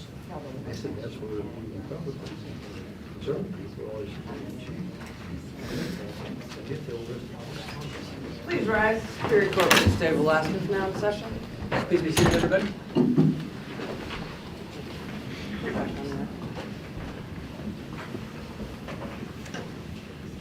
Rebecca, record with the parties present. You can see the parties present on the Zoom as well. We ready to continue? Yes, Your Honor. All right. You may continue. Thank you. Mr. Guandolo, you testified yesterday and today about your observations and thoughts about January 6th. And I'd asked you earlier if you've been interviewed about January 6th before, and I think you said you've given lots of interviews, right? Yes, sir. So I want to play one of those interviews for you to see if you recognize it. And Judge, we object to this. I mean, we had a deadline for a purpose. This is a video that clearly could have been produced weeks ago along with the exhibit list. It's one from January 7th of 2021. This is being used, obviously, for impeachment. I reviewed the video, but it is something that should have been submitted to the defense long ago. Even with kind of your relaxed standard on exhibits, you're directed that we have these exhibits the night before. We've complied with, and we would expect the same to plaintiffs. I mean, especially given the fact that they've had multiples of time to prepare for this case, or what defendant Eastman has had. Essentially, he's impeaching with an out-of-court statement. You've had a chance to review it. Is there prejudice other than the, you've just seen it at this point? Well, I mean, I guess as long as Your Honor allows us to later bring in other videos to rebut that. This is something obviously was not anticipated, but there's other material obviously that I think would potentially be relevant that we don't have at hand because, again, this exhibit was not provided to us until just 5 minutes ago. Right. He can provide it if there's additional information that you need to bring out, or if there's some form of specific prejudice that we could talk about. I haven't even heard the statement yet, so I don't know what it is. Well, once you hear it, you've heard it, Jim. Yeah, I understand that, and I can certainly, especially in bench trials, we can disregard statements if we find they're not admissible. So Understood, Judge. yeah, so you may proceed. All right, I'm going to try the share screen again, and hopefully it works this time. And is the video itself necessary, or is it possible just, if that doesn't work, we can just hear the audio? Yeah, I think that's fine. Other than showing his face, it's not really necessary.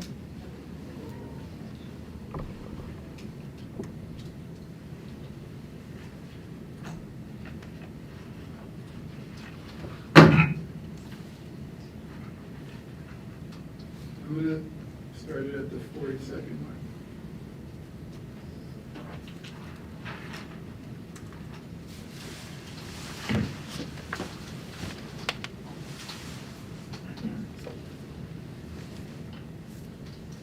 So, I don't hear the audio coming through.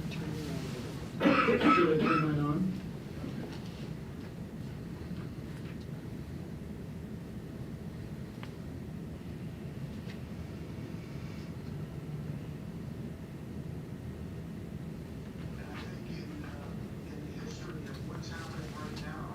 This is a turning point.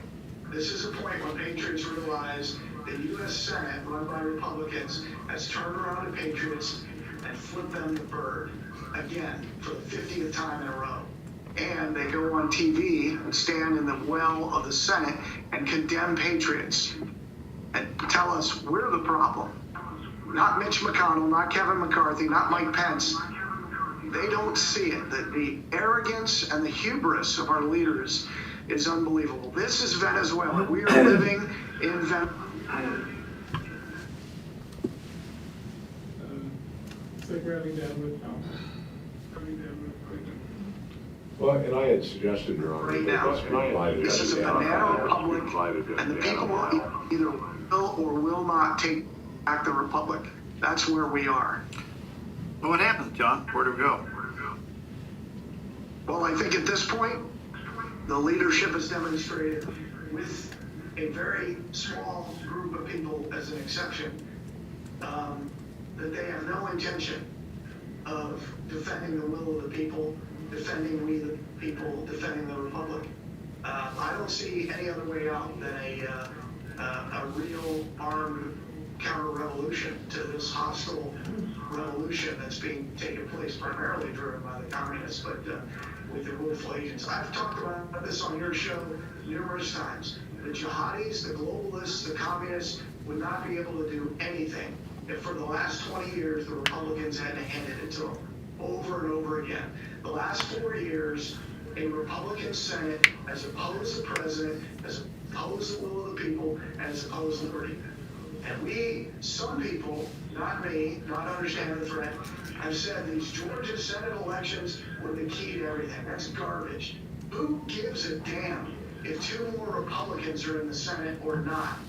They haven't done a thing in 4 years, much less 20 years, to defend the will of the people. And this is where we are. So I don't know what the future holds, but it's going to be ugly to turn this around. And it is going to get much, much more ugly. And the fact that we conservatives, I'm getting emails and texts from conservatives telling me how appalled they are at what happened at the Capitol yesterday. Screw you. Screw you if you say that. Because what happened at the Capitol yesterday was incredibly restrained from my perspective. I was there.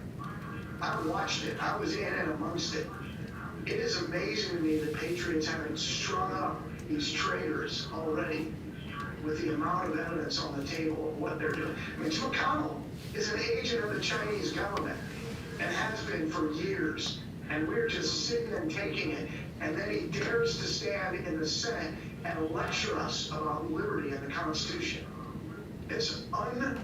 These people are so disconnected from the reality of what is coming their way.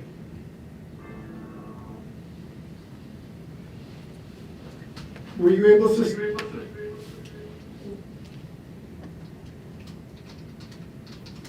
Are you asking me, Counselor? I just had to quit the Zoom because of a feedback issue. Were you able to see that video? I watched it before you just showed it. It was hard to watch and hear, but I watched it when Mr. Miller sent it to me during the break. And for the record, Your Honor, I was not able to hear the audio on the Zoom, and I expect folks on the live stream also were not able to hear the audio. All right, thank you, Ms. Harrison, for letting us know. It was clear here in court, so it came through at least on the recorded record, but it was faint, but there. So I appreciate that. Thank you. Thank you. And Your Honor, I can also provide the court with a downloaded version of it if it would be helpful. At some point, why don't we mark that, since it's been played, let's mark that as Exhibit 50 if that's not used yet. Okay. And at least, just for purposes of the record, we have a copy. That was you on the video, right, Mr. Guandolo? Yes. That was you saying all those things. Yes. I have nothing further. Mr. Miller, redirect? Yeah, you bet. So, Mr. Guandolo, give us a little bit of background on that video. Why? A couple things. Number one, that was the day after January 6th. Number two, I think it's important for the court to know and to maybe to refresh based on my CV and what I testified to yesterday when you were asking me about it.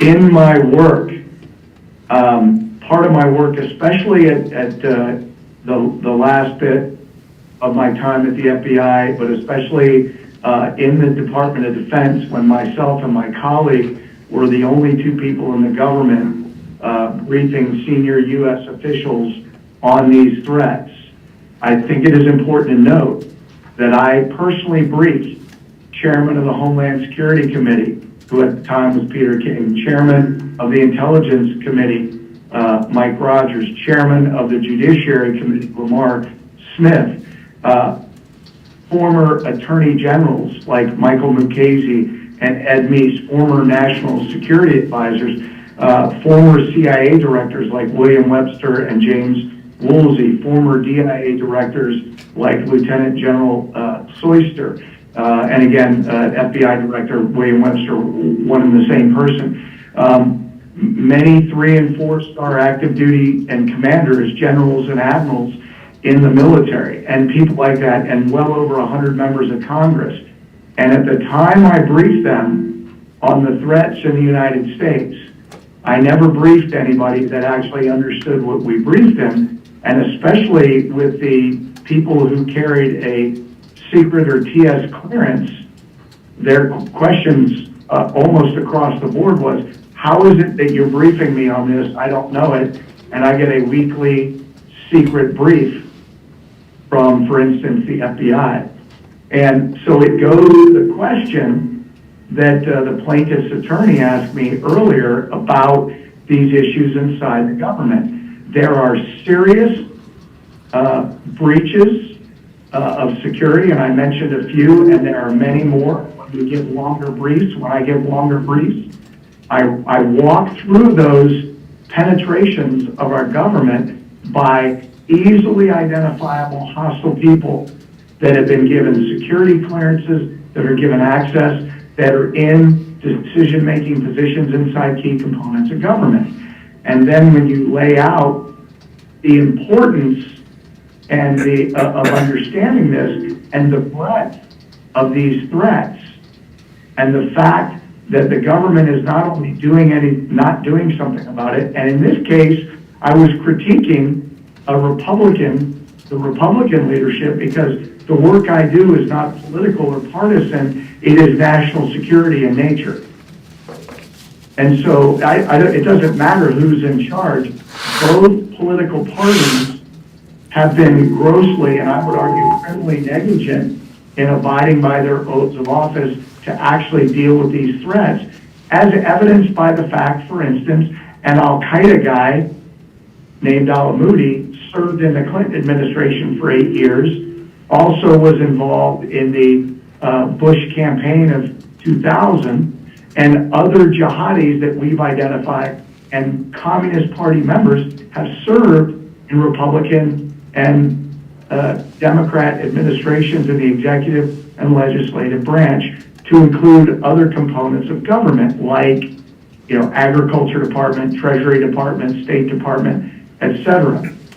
So what you're getting in this interview is that there are American citizens who actually understand that these things are going on, and there are many others, especially people in leadership, who have clearances that do not know these things are going on, as evidenced by what I just shared and my briefs over the last, certainly from 2006, especially to 2014, when a bulk of these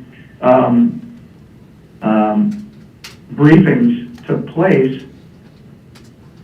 And when you have people of whatever party, but in positions of authority deal with that, and there's not only no response from the leadership of either party, they're continuing to allow enemies of the United States, adversaries, to continue to do what they're doing inside the government. So 2 things in that video I want to comment on. Number one, and I've made this, I've responded to this before, I do not see a way that this gets rectified that doesn't include Americans that are going to get frustrated to the point where they take up arms. I want to be clear for the judge and the court in this matter. I do not advocate that. I pray that that doesn't happen. But from a professional, strategic perspective, looking at the way things are going, I don't see that that's not going to happen. And I want to make sure that distinction is clear. I hope it doesn't happen. But I don't see, based on the trajectory of where things are going, the significant, not only the discord in the country, but the acceleration of the communist jihadi movements, the impact of foreign governments inside the United States, and the complete lack of anybody in position of authority that's attempting to slow or stop that down. So I'm responding to the thing that I suspect the plaintiff's attorney wanted to bring attention to. So, I mean, you talked a little bit about the way things are headed and your assessment in evaluating what's going on with the various groups that you've interacted with. Is there an increasing polarization in society from your perspective? And how does that relate to the past? Objection Foundation. I said Foundation as to what? I mean, if he's asking about political polarization, I don't know if this law enforcement witness is qualified to opine about that. In what way does this relate back to the bringing back? It does, Judge, and I also asked about the groups that he's interacted with in the past. I mean, that was the preface, so I think you can respond. If we narrow it down to that focus as opposed to, I understood the question, potentially having a very broad focus, right, about let's keep it focused on this subject. So we're asking Mr. Guandolo, based upon what you've done, based upon your personal experience in interacting with groups across the country, what is your perspective of increasing polarization in American culture? Yes, I would say that has been growing and accelerating, especially over the last 4 to 6 years. So you expressed what appeared to be anger in the video that was just displayed for the court. I think you've given some background on that. Are you advocating for the overthrow of government? No, of course not. Do you regard what you said on that video as protected speech? Yes, of course. There was some commentary about your designating Senator Mitch McConnell as having affiliation or bias, maybe perhaps even being an agent of communist in China. I think you got cut off a bit on that. Why don't you provide to the court a bit more background as to why that's your opinion? Mitch McConnell is, if you look at his policies and his decisions and his comments about China, he is incredibly soft towards them. He was given millions of dollars by his father-in-law, who works directly with Communist Party officials in China. And based on my experience both in the FBI and the Department of Defense, looking asymmetrically in political warfare, which is Chinese Communist Mao's political warfare strategy and how they operate, my assessment is the entire relationship between Mitch McConnell and his wife and her family, specifically her father, is an operation. It's a counterintelligence operation. And I think if you look at, again, his decisions, the policies he supports, the millions of dollars he's taken from his father-in-law, it points in a direction that would lead somebody who understands counterintelligence operations and political warfare operations like myself to come to that conclusion. The video that was shown, there was a screen at the introduction of it that said Right Wing Watch, Project for People of the American Way. Do you know anything about those groups?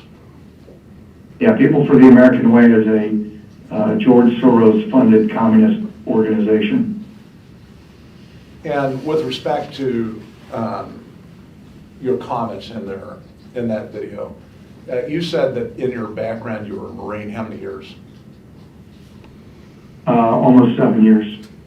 And when you made the comment, kind of a vigorous comment regarding what we should do with our leaders, what was that?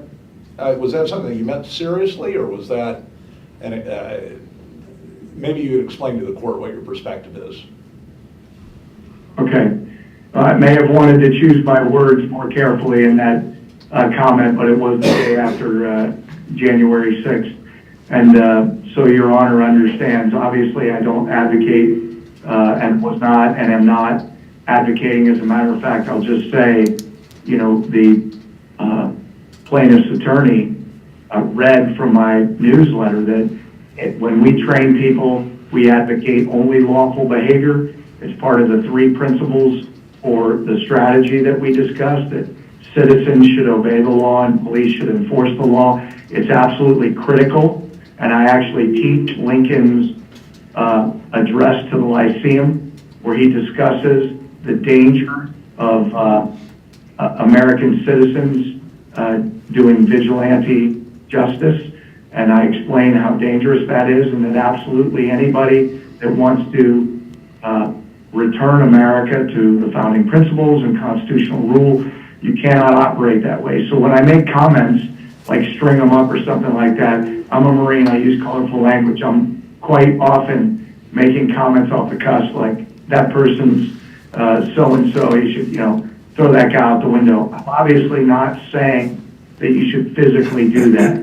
I'm a Marine, we talk like that sometimes, I talk like that sometimes, but I'm not advocating for physical violence, obviously. And if you look at the totality of my training and my consultation and my briefings, it is constantly, the emphasis is on lawful constitutional behavior. Is it always your goal in your presentations to present only politically correct info? No. It's to present the truth, which is one of those 3 pillars. Speaking truth about real issues, because primarily this war is operating from our adversary's perspective in the informational realm. It's information warfare. So speaking truth has specific power and real power in undoing what our adversaries have done. And the UTT itself, the organization that you currently work with, does it operate under any set of principles?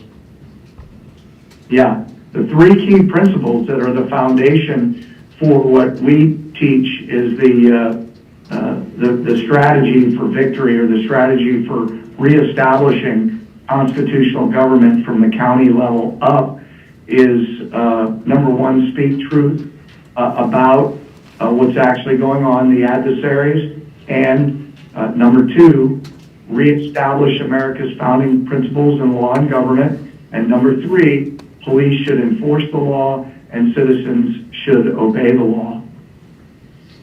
And your interaction with law enforcement throughout the country, well, let's strike that. Let me start with more of a foundational question. How many seminars do you hold each year with law enforcement? Do you have an estimate? I do not. Over the years that I've been doing it, including while I was with the FBI, I mean, I would say easily over 50 since the time I've been doing it. And we heard that you've briefed 100 members of Congress and various state legislatures. With respect to the briefing of law enforcement and your interaction with law enforcement throughout the country, have they expressed some of the same concerns to you that you've expressed to the court about these underlying threats in government, the infiltration and the lack of any ability to extract those threats from government? Objection, relevance, and hearsay. Mr. Miller? Well, it relates to a number of different issues. One, of course, it's well within, I mean, I know it's not a scope argument, but his position as to what other law enforcement officers have expressed, I think counters this construction that's being presented currently by plaintiff's counsel, that these are some sort of anti-government or extreme perspectives, that this is a perspective that is shared amongst many individuals that are engaged in enforcing the nation's laws, and that these are, as a whole, individuals that aren't seeking out to overthrow the government, but are actually seeking out to uphold the law. It counters the narrative that's being provided by use of not just the video, but also the other testimony that has been elicited by the plaintiff in this case, and so I think it should be permitted. I'll allow the answer to the question, but I'll just, as an overall observation, that there's 2 elements and 2 focuses that we have here in today's trial. So. Got it. So be brief. Do you remember the question, Mr. Guandolo? Can you ask it one more time, sir? Right, so just kind of the perspective of law enforcement. You've gone through these conferences throughout the country. You mentioned that there were 50 of them. the perspective of law enforcement as to whether or not they share the views and concerns that you have. Yes, sir. So I will say this. It is in every time we brief law enforcement, two things we ask at the end. Number one, raise your hand if you've ever heard this information before, and do you believe it's critical to protecting your communities? And in each case, unanimously, the police officers, including federal agents and people in the Joint Terrorism Task Force, will say, we've never heard the information you guys presented in the last 3 days, and it's critical to protecting our local community. I've heard back over the years and we have statements, we have stuff on our website with audio recordings of police officers who have said, you know, I've been in law enforcement for X number of years, 10 years plus. I've been in the military for, 15 years. I'm in the reserves, and I've never heard any of this. Our own vice president, who is a retired Marine first sergeant who served in combat in Afghanistan and Iraq in the counterintelligence realm of the Marine Corps, went through training with the NSA, CIA, obviously the Marine Corps, and went overseas. And it wasn't until he did self-study and then actually started getting training from me and UTT did he realize that what he was being trained was inaccurate. And that's... This is non-responsive to the question, and I think well beyond what the court allowed about other law enforcement agencies and their positions. All right, so I agree, we're getting outside the scope of the question. So ask the next question, please. All right. So Ms. Guandolo, let's focus in on the issue that the court would like us to redirect our attention to. I'd like you to turn to Exhibit 42, please. Does he have the plaintiff's exhibits in front of him now? He should have 42 in front of him. Ms. Guandolo, I do. you have it? Okay. I do. That's been admitted into evidence and also for the truth of the matter asserted. What is it? It's the verdict form. And you were asking the case. Right, you were asking questions on cross about that verdict form. Could you go through the jury's decisions on Elmer Stewart Rhodes III, the head of Oath Keepers? Yes. Just start at the top and go down. Just for Mr. Rhodes, correct, Counselor? Just for Mr. Rhodes. Yeah, count one, seditious conspiracy, guilty. Count two, conspiring to obstruct an official proceeding, not guilty. Count three, obstruction of an official proceeding, guilty. Count four, conspiracy to prevent members of Congress from discharging their duties, not guilty. Count five, destruction of government property. He wasn't charged with that. He wasn't charged with count six. Count seven, tampering with documents or proceedings, guilty. Now you're asking. Count eight. Go ahead. And beyond, he was not charged with those. Right. And so you were offered, or up as an expert, to offer your opinion on the Oath Keepers, whether it's an organization by force or violence that wishes to overthrow the government or advocates to overthrow the government.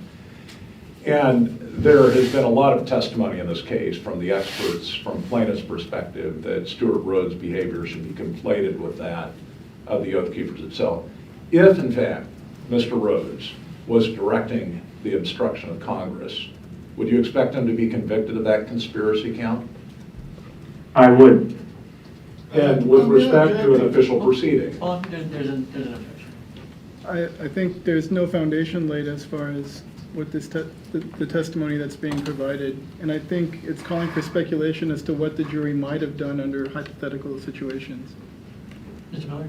Judge, you admitted these for the truth of the matter asserted. I mean, these are... Well, the documents speak for themselves as to what's in them, and I took judicial notice of them. That's right. But your question is whether or not the jury found that or not, as I'm understanding it. So Judge, he was offered up as an expert to opine on the ultimate question, and it's already been provided. This is additional support. He was asked questions about this document on cross. I think he's permitted to explain as to why this contributed to his opinion. Right. So overruled, you can ask that question. Thank you, Your Honor. Ms. Guandolo, you may continue. You need Okay, to with the, you just asked, okay, so there are two charges, right? Number 2 and number 4, that he's found not guilty of a conspiracy. In looking at those not guilty charges, now this verdict obviously came down after your opinion, right? what, say that again? I said these verdicts were issued after you provided the court your written opinion, correct? That is correct. All right. So does this verdict form serve to confirm or not your opinion? No, I would say it confirms my opinion, Counselor. If Stuart Rhodes was operating to conspire or to direct those that entered the Capitol to obstruct Congress, would you expect him to be convicted of that charge? I would. And if in fact he were conspiring to obstruct an official proceeding, would you expect if in fact he were directing that activity to be convicted of that charge? I would. No further questions, Judge. Any reason why we shouldn't excuse Mr. Guandolo from the Zoom? All right, thank you very much, sir, for being available this today. You may be excused. Thank you, Your Honor. And we have Michael Nichols in the waiting room, or police we should, Madam Clerk. And then I need to somehow join into the system because we do have a video that will need to be shown with this. So I will try. To log into the Zoom Okay. meeting and then turn your audio on. Thank you, Your Honor. And we have Michael Nichols, which we should, Madam Clerk. Have you already turned? And then I need to somehow join into the system because. At the moment, let's turn your audio off. Wow. So. I'm not joined yet, Judge. I don't know where that's coming from. That's a major lie. All right, well, a mystery for us all to figure out. And we have Michael Nichols, which we should, Madam Clerk. Check the roll. Sorry. It's just a second. And then I need to somehow. I'm going to go off record for just a second. I can't hear you. I don't hear anything. It may be, but it shouldn't be playing. It shouldn't be reverberating. So we're going to go back on record. Go back on record.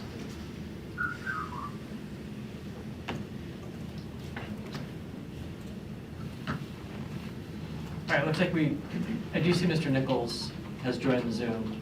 Let's move forward with the testimony. If we need to figure out the video issue, we'll do that, but let's at least get moving. Sure. So, Mr. Nichols, can you hear me, sir? Yes, sir, I can't see you, but I can hear you. All right, so where are you joining us from? I'm in Portland, New York. All right, and are you in a position where we can have a conversation without being interrupted? Yes, sir. All right, can you please raise your right hand? Do you swear or affirm that the statements you will provide in today's hearing are the truth, the whole truth, and nothing but the truth? Yes, sir. All right, you can put your hand down. Can you tell us both your first and last name and spell both? My name is Michael Nichols, Michael, Nichols. Thank you.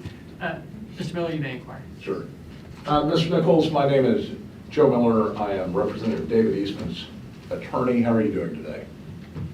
Yes, sir. Are you an oath keeper? Yes, sir. And were you present in Washington, D.C. on January 6th? Yes, sir. Let's back up a bit, and if you would tell the court when you first became an oath keeper. I joined the oath. I took my oath January 4th, 1995. And was that when Oath Keepers was an organization? The organization that was at least at one point led by Stuart Rhodes? No, sir. That was for the United States Army. Okay. And when did you join the organization of Oath Keepers? Or what, strike that. When did you first hear about the organization, Oath Keepers, led by Stuart Rhodes? I was a shift sergeant in the city of Portland. I heard about them in 2009. They began to come on the scene. And did you interact with any Oath Keepers after the time that you heard about the organization? There were a few individuals that I came across during patrol that were associated with it, and I interacted with them on different calls, but only one or two throughout that time frame. And why don't we have you give the court a little bit about your background. You swore an oath January 4th, 1995, I think you said, when you joined the military, tell the court a little bit about your military service and what you've done since then. I spent 5 years in the military police corps. I was stationed in Fort Sam Houston, Texas, after training in Fort McClellan, Alabama. From there, I was sent to Germany, where I was deployed to Herzegovina. After that, I went back to Germany and then to Fort Polk, Louisiana, where I served as the Provost Marshal's personal security detail and driver. From there, I joined the Corps Police Department in November of 1999.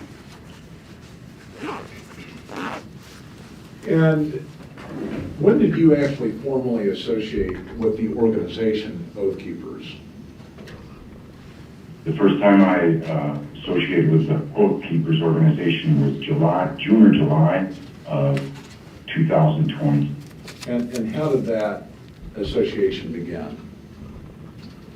I paid the $50 to join the site and be able to connect with other veterans and law enforcement. Did you see the organization's bylaws or rules on the site when you joined? Yes, sir. What do you understand to be the underlying rules of the Oath Keepers? The best you understand them here today. Objection, relevance. The bylaws are in evidence what this witness understands about them. I don't see the relevance. He's a member judge. It goes to the very heart of it.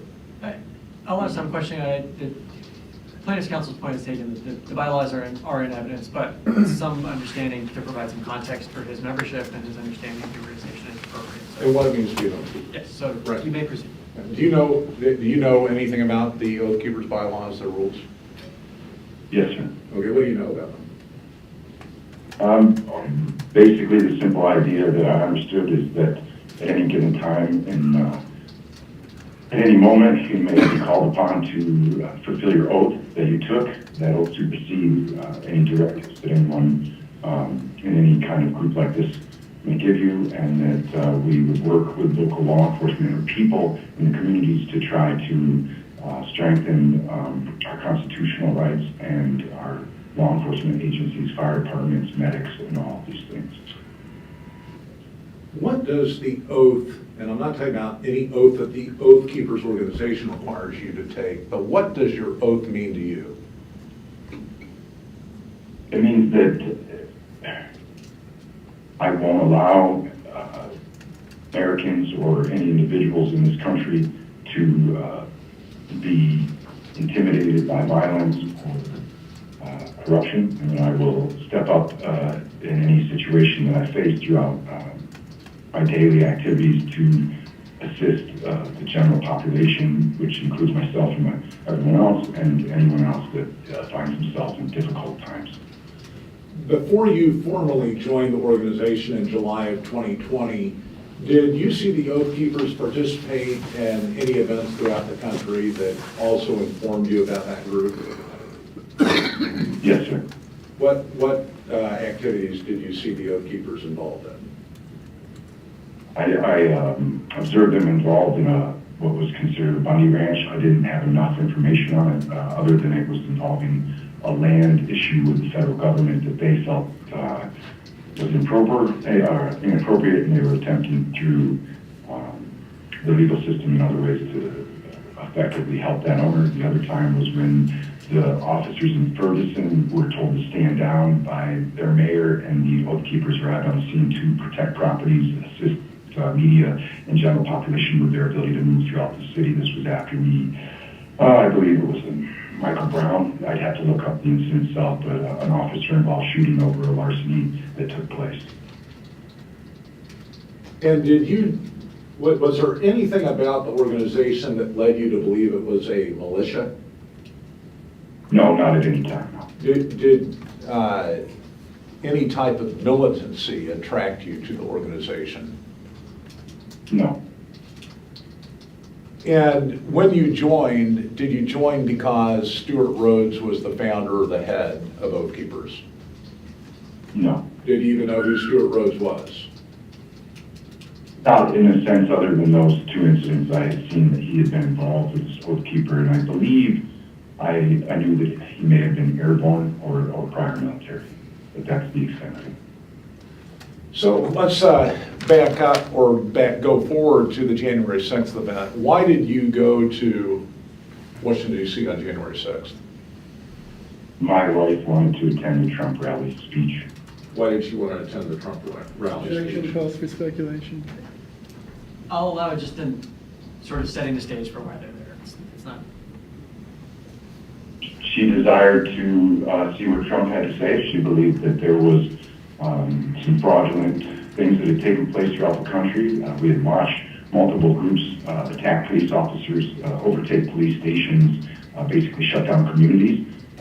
The president had asked us to speak. He was our commander-in-chief at the time, and we thought that there was going to be a possibility that multiple states were going to protest the election, and she was interested in being there to hear their arguments.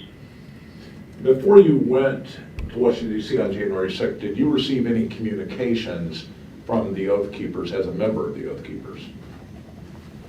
There was an email that came out, but it was identical to the one that had come out for something that had gone on in December. And what did you understand the email to be asking, or did you feel that it was asking you to do anything?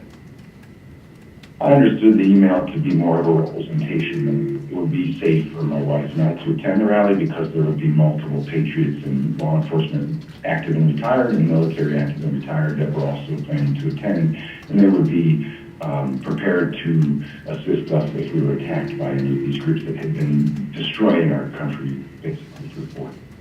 Did you bring any weapons to Washington, D.C. when you went on or about January 6th? No. And did you travel with any other Oath Keepers when you went to Washington, D.C. on January 6th? No. Have you ever participated in the chat portion of the Oath Keepers website? Yes. And were chats exchanged on that website prior to January 6th that related to January 6th? There were a few chats that discussed different people from different states that were going to attend, but that was very short. It wasn't until mid-December that I think people started to discuss, my wife wants to go, my family wants to go, is anybody else going? Are you going to be safe, or is it safe to stay? And why were questions being asked again as to why they'd be safe when they went to Washington, D.C.? Objection, I don't know. Well, there- Wait, Oh, boy. questions being asked by whom? People on the forum, Judge. Objection, We're talking hearsay. Well, it's a question that, and it doesn't sound like it's being offered for the truth of the matter. It's certainly. not. It's informing him and his perspective. Right, so overruled, he can answer the question. Okay, Mr. Nichols, go ahead and you can respond if you remember the question. I believe the question was why. Well, yeah, why don't I repeat it? So you've already established that you've been on the forum at the Oath Keepers website and that there were chats or messages concerning what was the impending January 6th event. And you said that there was some expression of safety concerns, and I'm asking you what you understood those safety concerns to be. Multiple areas of Washington, D.C. were not safe to stay in, allegedly, and from what we've seen. And I was searching, and other members of that site were searching for areas that would be safe that hadn't been problematic for people that had gone to the prior events in D.C. that had been attacked by these groups. We had seen multiple videos of different, there was a Marine that was attacked and beaten by these groups, and many women and children had their flags taken from them. So it was just a general idea of where do we go, where are we safe. It would be no different than if I took my family to Florida. I would reach out to anyone I knew there and say, is this a safe environment? And you traveled with how many other Oath Keepers? I went to D.C. with my wife, and I met three other Oath Keepers there. Okay, and so tell the court a little bit about your day on January 6th. Let's just start at the beginning. You went to the rally. What time was that? We left the hotel around 7:30 in the morning. Okay, and where did you go? We went the wrong way. We went from the hotel in Arlington.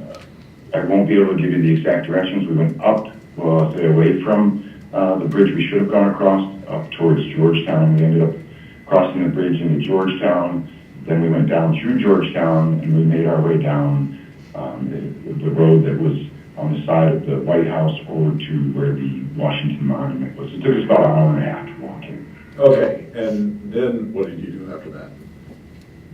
We stood around, we arrived at the area, it began to fill up very fast. So many people, it became difficult to actually move around a little bit. So we were by the Washington Monument, and my wife wanted to get closer to the president, so we went down through the screening area, which really was very interesting because there were no lines, there was no real organization, but everyone was very polite, everyone was very courteous, no one budged.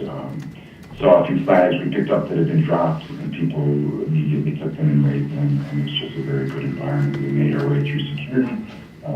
The security man, or the screener of the magnetometer, thanked us for coming. There was a Singularity Oath Keeper handing out some flyers about how to join the Oath Keepers and supporting different things.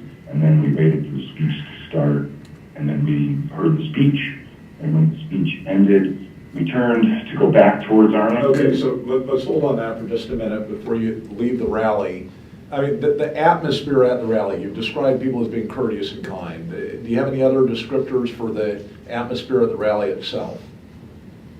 It was one of the most moving events I've ever attended in my life. I hadn't experienced that much love in a long time. I actually cried a small bit, not a lot, but there was a time when everyone had been masked for so long, everyone had been separated for so long. It was very emotionally moving to be among so many beautiful people of every possible type of person you could imagine, just loving. It was very loving, and I've experienced large crowds and large situations multiple times, to include riots, and this was nothing like that. This was more loving than a state fair. Okay, so you left the rally. What happened next? We left the rally and we walked away from the Capitol. They actually sent half the crowd directly towards the Capitol, which was to the right of us when we were facing the White House, and we turned to leave and go back towards Arlington. However, we returned and sent up the road past the White House. We became part of a massive group of people moving. We interacted with multiple law enforcement officers, thanking them. Huge flags were being carried. There were multiple people playing God Bless America. There were a large amount of church groups singing prayer songs. We thought we would be able to exit up by Georgetown, but we were then turned at Georgetown and sent behind the White House, where we really just continued walking in this giant group. From there, Well, hold on just a second. So you said you were turned at Georgetown. What do you mean by that? Well, our intent was to try. We had been there since probably 8:39 in the morning, and it was an extremely cold day, and we never realized we were actually going to the Capitol. I think we mistook. When we say Capitol, we think of Washington, D.C., not the actual Capitol building. So when we went to go left to get out towards Georgetown, you just couldn't. We were all turned at the bump trucks and police officers controlling the flow of everyone, and we went along the back of the White House towards BLM Plaza, which I wasn't aware of existed. We were marched through BLM Plaza. When you say BLM Plaza, why are you calling it that? Your Honor, I'm going to object. I'm not sure. Hold on. Hold on, Mr. Nichols. There's an objection. This level of detail on the route that was taken, I'm not seeing the relevance of it. Mr. Miller? Well, I mean, I don't want to put words in that witness's mouth, but I mean, he's saying that he basically directed to the Capitol. I mean, he ended up with a whole throng of people at the Capitol. Okay. It wasn't their intent. Can we move along? Yeah, we are. It's going to get there, Judge. It's probably just another couple of minutes. All right. Yeah. Mr. Nichols, again, you're at BLM Plaza. Why did you call it that? It was painted right in the middle of the road. They had shut the street down and had, they're called Jersey barriers, I believe, giant concrete barriers. They had, there was probably 25 BLM persons there screaming at us and trying to agitate protesters, not protesters, but rally goers. Everyone remained calm. There was a massive amount of law enforcement there, not met, but at least twice the amount of BLM personnel, and we were marched through that, and then we continued to walk. We were looking for somewhere to eat, and everything was boarded up. All the businesses were boarded over. All the businesses were closed. We we came upon several food trucks. So we sat at the food trucks and ate some food that one of the other individuals had. And then from there we got up. Mr. Nichols, Mr. Miller, we're really running short on time today. What's the purpose of going through the route? Is there a relevant? But I already spoke to that. I mean, he's ending up at the Capitol, and it wasn't his intent. But, and I think we've gotten to that point, Mr. Nichols. I mean, the judge wants us to move along because we don't have a lot of time. We only have 30 minutes left this morning. So I guess I'll just ask it with the leading questions so that we can move this along. When you ended up at the Capitol, were you there because you wanted to go to the Capitol building, or were you directed there because of the flow of the pedestrians after the rally with President Trump? We were directed there. Okay, so let's go directly then to what happened once you got to the Capitol building. How many Oath Keepers were with you? At that time, I had one other Oath Keeper with me. The other two had not gone through with us to go up closer to the speech, and they had returned to the hotel. Okay, and where were you at, juxtaposed to the Capitol building? What part of the Capitol building were you near at the time that you're going to describe the next events? We initially were on the side that I learned later was where the inauguration took place, but not the scaffolding side, the left side when you're facing the Capitol. We were probably 50 feet from the Capitol because there were no barricades, there were no officers, there were just large amounts of people everywhere wandering around, engaged in conversation. I met multiple MPs and other soldiers and policemen, and we walked over. If you're facing that side, I couldn't tell you, but the side the inauguration would have been on. We walked to the left and went up around and found ourselves at the first set of stairs previous to before the Columbus door stairs. And so what was the demeanor of the crowd at this point? Had it changed from what you experienced at the rally to what was then being demonstrated at the Capitol? No, the only incident that we witnessed at that point prior to there was two individuals dressed in black carrying a video camera that two other individuals had screamed at, but no one interacted with them. And when we went to the first set of stairs, we attempted to talk to officers. They were extremely distracted, so we sat with other group on the stairs, and it was a church group that began to pray and sing some church songs.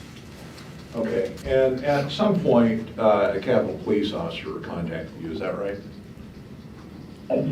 Well, we got up from the stairs, we walked over and talked to multiple groups, some in what we would call battle rattle, not combat gear. Others were in plainclothes, and we asked, what are we all doing here? We're not really sure what we're doing here. And we said, we're just waiting to hear what the vote is. So we became aware that this was going to be a process of listening and understanding what was taking place. So we saw, from there we saw the stairs where the Columbus doors are, and it looked orderly to a degree. There was a crowd going up the right side of the stairs and a crowd coming down the left side, and we walked closer thinking the Capitol was open, and that's when I could smell the tear gas and pepper spray, and you could see some sort of commotion at the top of the stairs. And that's when I saw Lieutenant, I didn't know his name at the time, but I saw the lieutenant approaching in a hurried way, but taking time to stop and address people's questions and give out his business card. And so I felt we needed to explain to this or let him know about what we were seeing on the stairs. Yeah, and again, were you asked to help at any point? Yes, I approached Lieutenant Johnson, and I asked what he thought about this crowd on the stairs and if we should get it off of there, or if he needed assistance, if anyone asked him if I could help him. And did he respond affirmatively to that? Yes, sir. He said, you can help me, and I said, yes, sir. And I believed he meant to get the people off the stairs, but he advised me that he had police officers trapped in the building, and we immediately went to rescue them. Okay, so were you invited into the Capitol by this lieutenant? Yes, sir. And you accompanied him there? Yes, sir. And then what happened once you were inside the Capitol? Once we were inside the Capitol, we were in an area, an enclosed area that I immediately recognized that the Capitol was secure. There was, I don't know, it was like an entranceway, but the doors to get into the rest of the Capitol were locked down, and there were officers. The room was completely full of officers, and there was a group of officers to my right when we came to the door that were they were just extremely exhausted. They looked like they weren't able to perform where they needed to be at yet. And I asked the lieutenant if we were going to take the stairs back, and he advised me we needed to get his men out so that the rest of the officers could do their job.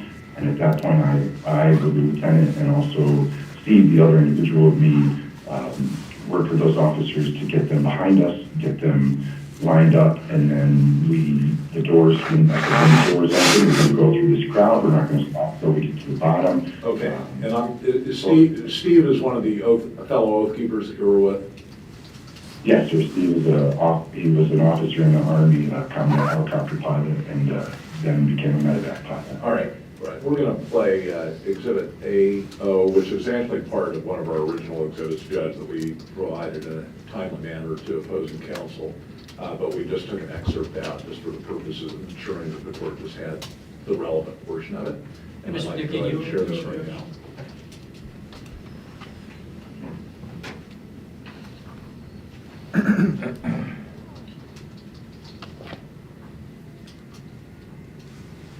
And Madam Clerk, I guess I got to hit the share screen button, right? Which I think I have.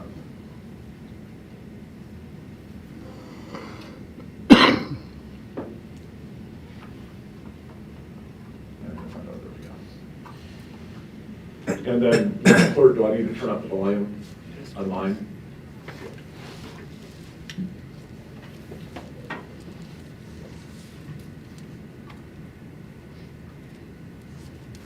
Okay, Mr. Nichols, we're going to go ahead and play this, and I'm assuming that you can see the screen?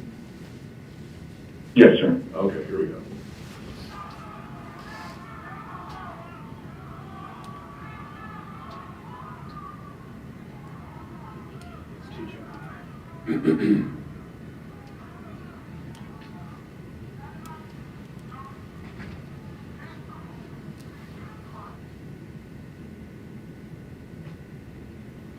Judge, is this going through? It is, but it's very jumpy. It looks like there's just a bandwidth problem. I'll back it back up. Try it again.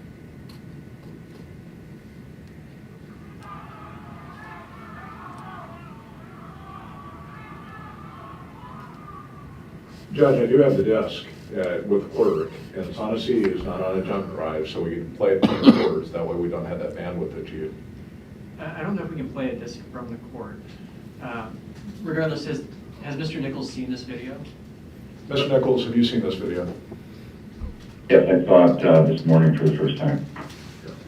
What I'd suggest is, I think I've seen essentially it's been published in court, but is it offered into evidence, or is it just being published today to? We're going to offer it in evidence. It reflects oath keepers assisting the Capitol Police, which goes directly down to cutting the experts who testified otherwise. I'm just trying to jump ahead. Right. Mr. Dukian, is there going to be an objection to entering it into evidence? Subject to the witness providing the foundation now. Okay. So what I'd suggest is that we just provide the foundation, you submit it Sure. into evidence, and then I can watch it. It's only 2 minutes, Judge, so I'll try to go ahead and play it. There are a number of other folk that would like to watch it too, so, and then Your Honor, obviously on your own time, once it's submitted, can. Mr. Nichols, we've seen part of this already. You watched this video that's labeled as Exhibit AO. Do you recognize yourself in this video? Yes, sir. It does accurately reflect the events that occurred on the day that you ushered out Capitol Police along with the lieutenant at his request on January 6th. Yes, sir. Good. I'm going to go ahead and try it once more, Judge, and then the clerk already has the disc.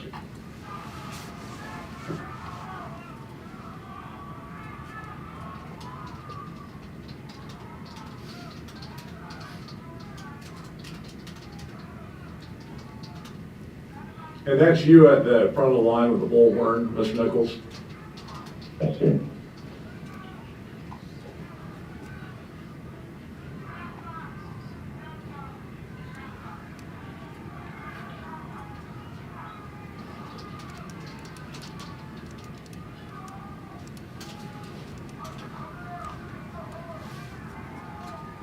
And that's you yelling, make a hole, make a hole?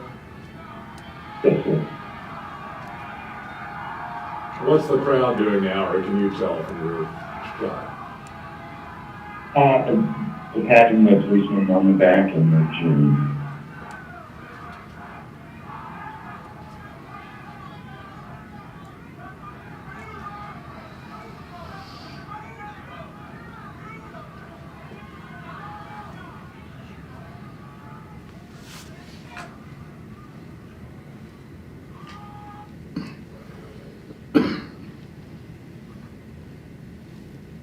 And then, Madam Clerk, you can take me off the screen share, or do I have to do that on my end? You have to do that on your end.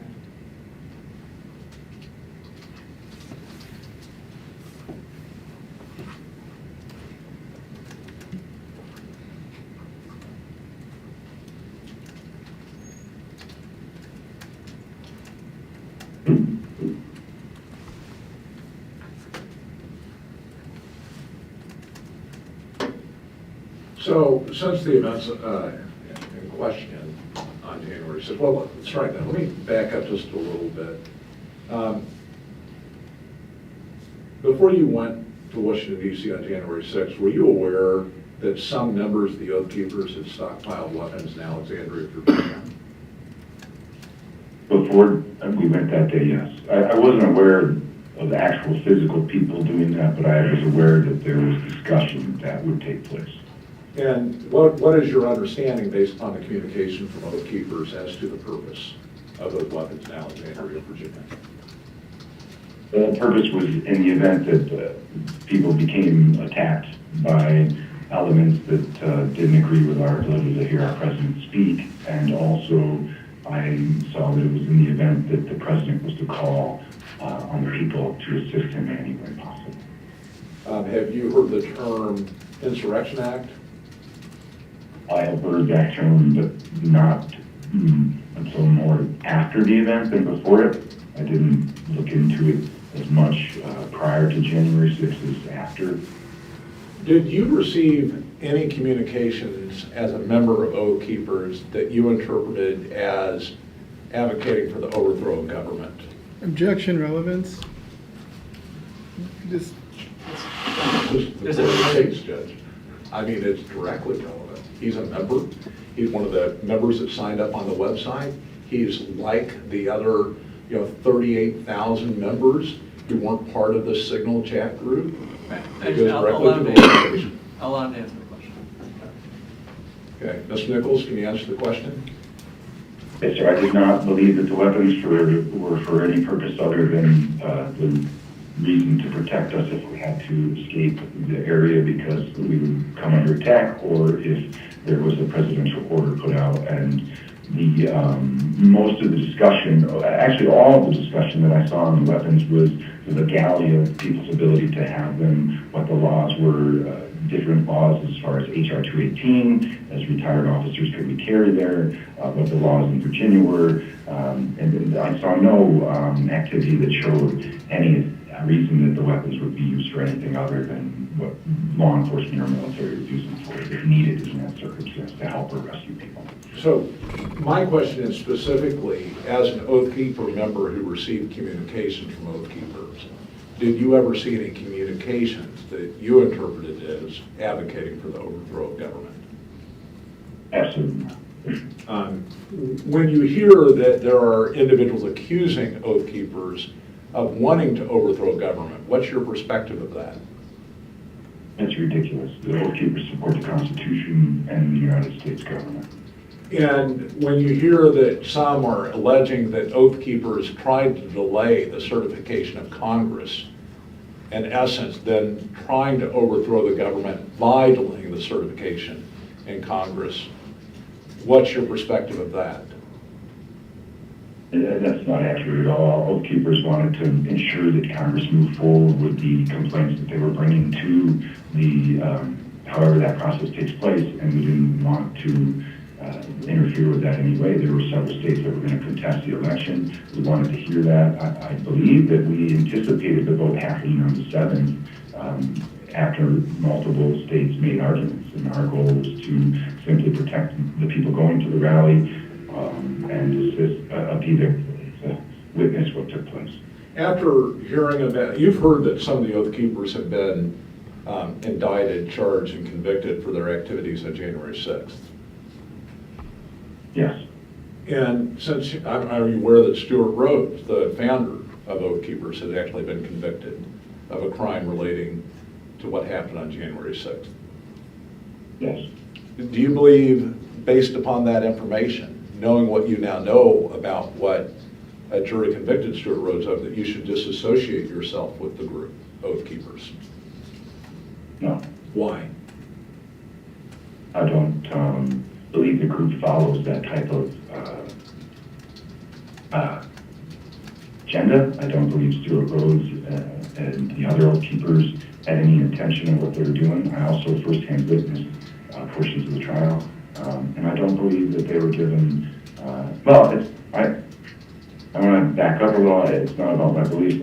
I won't disassociate with a group that supports the Constitution of the United States. No further questions. Thank you, Mr. Nichols, for your testimony. I believe the opposing counsel will have some questions for you. Mr. Dedukian? Yes, Your Honor, thank you. Mr. Nichols, hi, how are you? Good, how are you, sir? Good. Can you hear me okay? Yes, sir. Had you talked to Mr. Miller at any point before today? I talked to him briefly today, yes, sir. Okay, before today, had you talked to him? Email, I was sent emails that I had here. You were asked some questions about what you thought about the Oath Keepers based on communications you received, right, a few minutes ago? The communications from the Oath Keepers or communications from another party? Well, let me ask the question a little bit better. Mr. Miller asked you if you believed the Oath Keepers to be an organization that was trying to overthrow the government based on the communications that you had received, right? Yes. So I just want to ask what communications you had received and are basing that response on. Did you get a membership email from the Oath Keepers on November 3rd about the election? The only email I recall receiving was, and I have it here, I think it's called the Jericho March or something, and it talks about all of the, what the agenda is with this. I'd have to look at it, and I'd have to look at it to see what it says. But no, I didn't receive emails or anything like that. Okay, so I don't want you to look at anything. I'm asking you from memory. So based on your memory, you think you received an email communication about the Jericho March?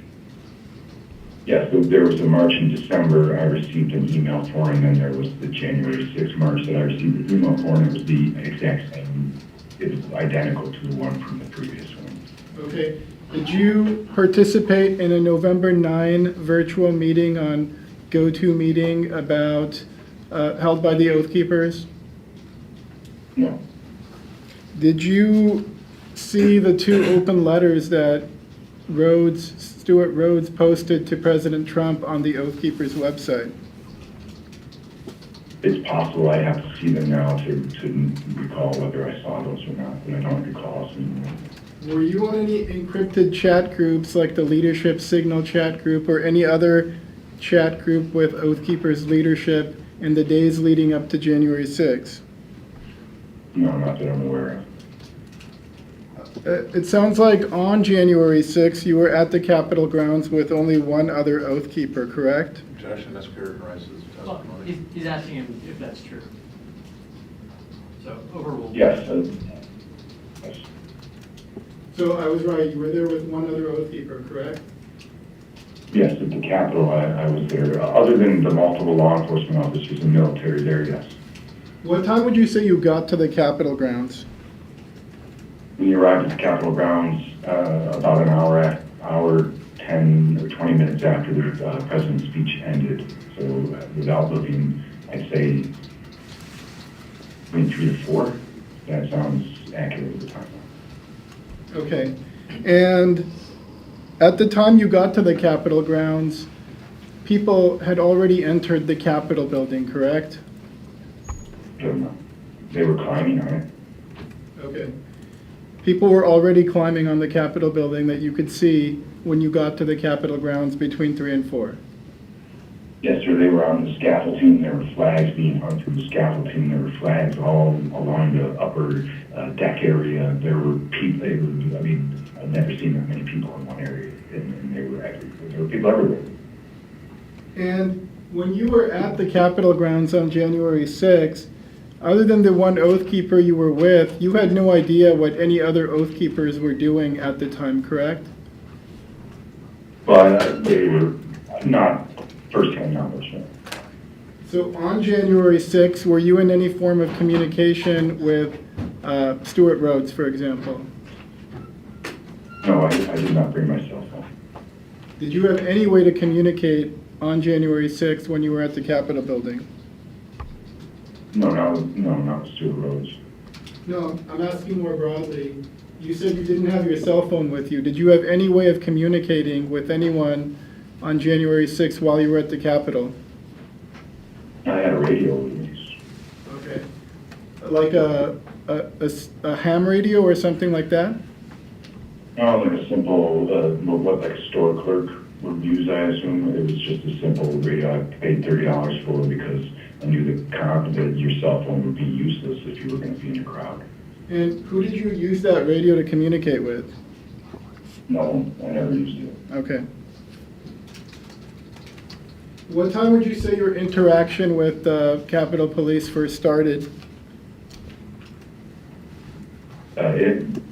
Whenever I walked up to Lieutenant Johnson and asked how I could help, so probably without the time frame, I wouldn't want to misquote the time. Well, can you at least give us a reference of how much time would have passed since you first got to the Capitol? I would say 20 minutes, maybe. Okay. And have you since learned that on January 6th, 2 stacks of Oath Keepers entered the Capitol building? I have learned. There was 2 groups. Yes, I have learned that. And do you have any idea whether those stacks of Oath Keepers had entered the Capitol building before or after you had your first interaction with the Capitol Police? I don't. I know that the initial thing that I learned was that one stack had heard that someone had been injured or shot, and they had gone in the Capitol to assist. You said that when you were invited into the Capitol building to assist, and what you saw was, first of all, you saw a lot of people inside the Capitol, right? Police officers. It was all police officers. There were no people in there. I mean, people. There are people. I mean, police are absolute people, but there were no citizens or civilians in there. Right. Civilians, that's what I was asking. So all of the civilians had been evacuated already? Yeah, they were at the door trying, all those people around us in that video when we were helping the police, the initial group there that was trying to break the doors and push in when we got to the doorway, those are the ones that had been in the rotunda, and the police had pushed them to the doorway, and that is where we... The people that were at the doorway, did they look like a friendly bunch to you? No. You said you testified that the officers looked extremely exhausted. Is that right? Yes. And did it look like they had been dealing with violence that day? I would say... Objection calls for speculation. It would seem that within his personal knowledge that he could make a lay opinion about whether or not it looked like someone had been dealing with violence. So. And relevancy. Again, overruled, you can answer the question. They had called on the radio that they were trapped in that area between the crowd and the Capitol because they were locked out of the Capitol. And as you went into that foyer, the Capitol was locked down and secured. And this group was initially pinned down in there between the crowd outside, and the doors were not secure. So they were, I would imagine, or not imagine, I would speculate that they were in fear because they were a small group.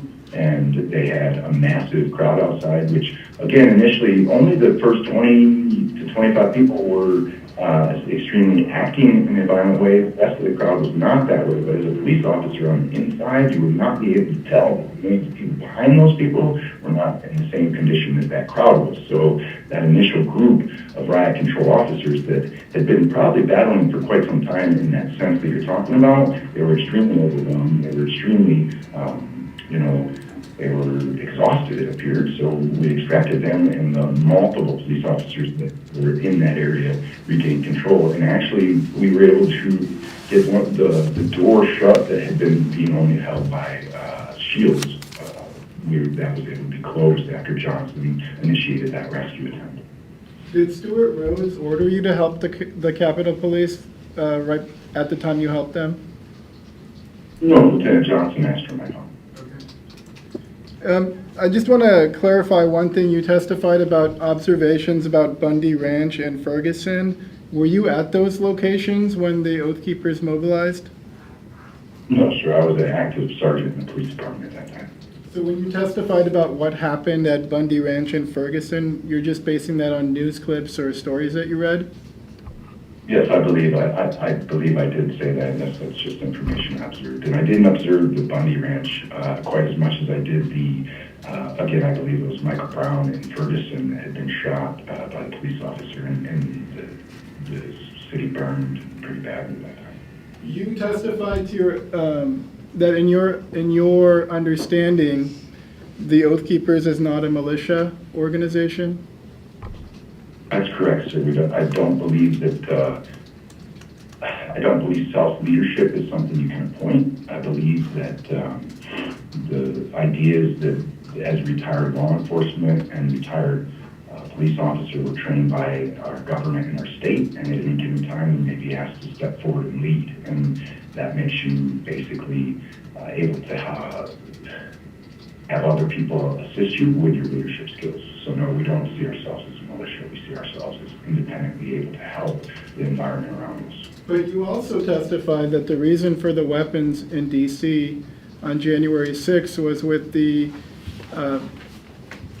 maybe not the expectation, but with the awareness of the possibility that certain Oath Keepers would be called up by the president. Did I get your testimony wrong? I don't believe that I saw it as the Oath Keepers would be called up. I believe I saw it as when you leave the military, considered a Minuteman, you're actually issued a pin and a certificate, and it's under the understanding that at any given moment you may be called upon by the Commander-in-Chief to become active again. And I think that's the belief. I don't believe that, as far as my knowledge, multiple officers and personnel off-duty carry weapons. And Second Amendment, right, they carry weapons all over, and I saw this more as a large amount of Americans were very fearful to go see their president speak. There was no, I actually called the Metro Police prior to going down and discussed it with them, and it wasn't reassuring. So I didn't see it as anything other than people doing what they would do if they were going anywhere.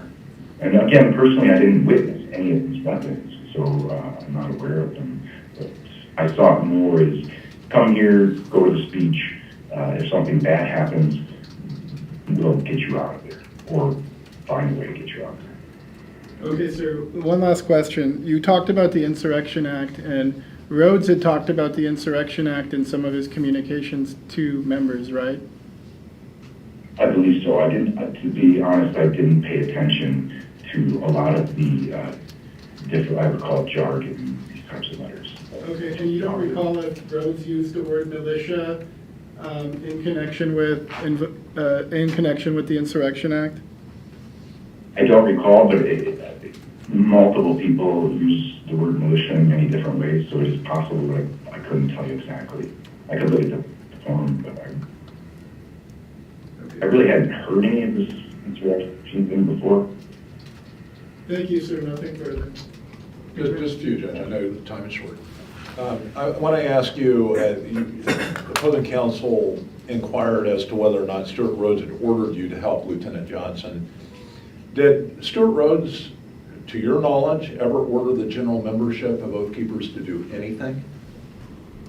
No, he made his own comments, and he basically only, whatever I took from him was that we're prior law enforcement, we're prior military, and we have an obligation to follow our oath. And under that oath, it was understood that anyone in this group that went against the Constitution, the oath, or the Commander-in-Chief would not be associated with that.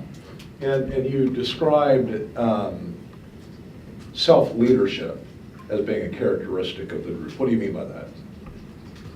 In the instance of, we're all volunteer firefighters, police officers, prior military, any type of role that you may find yourself in at any given time, people around you will look for a leader to lead you out of that in a type of situation. I don't mean in the sense I just wander around saying I'm in charge, I'm going to do this. I mean if there's a loss of civil order or anyone needs assistance, these are the individuals that will step forward and assist other people in finding the way to bring things back to a calm norm.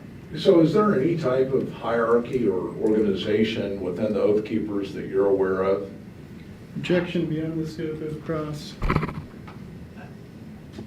We're getting towards the end of the day, but I'll allow the question, and then if you need to recross on it. Judge, it's directly with him. He asked about the order that Stuart Rhodes made, so it's directly You can within answer the scope. question. Yeah, go ahead, Mr. Nichols, you can answer. No, I'm not aware of any, as a matter, I've never come across any leadership in there. And in fact, I guess more directly to your military background, any chain of command within the Oath Keepers? No, there's a general understanding, no, I've never come across the chain of command. All right, and then finally, you were asked about the stack formations and what you knew about them, and you said that one stack formation went into the Capitol because they had heard somebody had been injured or shot. Tell the court a little bit more about your knowledge of that. Objection, foundation. Well, the question is if he has knowledge of it. So that's the request from the foundation. So I'll have the question. Yes, the first stack that went in, I believe, was the Jessica, I believe they had Jessica Watkins in it. I may not have the name right. My first initial understanding from the Oath Keepers was that they had heard Hold also. on, Mr. Nichols, hold on 1 second. I think you said the question called for the foundation, but he's now providing the information without the foundation. So the question that was asked, Mr. Nichols, is do you know about the stack? That's what I understood Mr. Miller's question is. Is that correct? That's correct. Does he know about why the stack entered into the Capitol? There was already some information given on cross, and that is they entered the Capitol because they had heard that somebody was injured or shot. And so just the question, do you know about that? Yes, there's video also showing them bringing an individual that's injured out of the Capitol. Okay, and you know if that was the first or second stack, or do you have any idea? No, I don't have. Okay. Thank you, Judge. Any reason why Mr. Nichols shouldn't be excused today? From our perspective, you may be. All right, Mr. Nichols, thank you very much for being available today. You may be excused. Thank you, sir.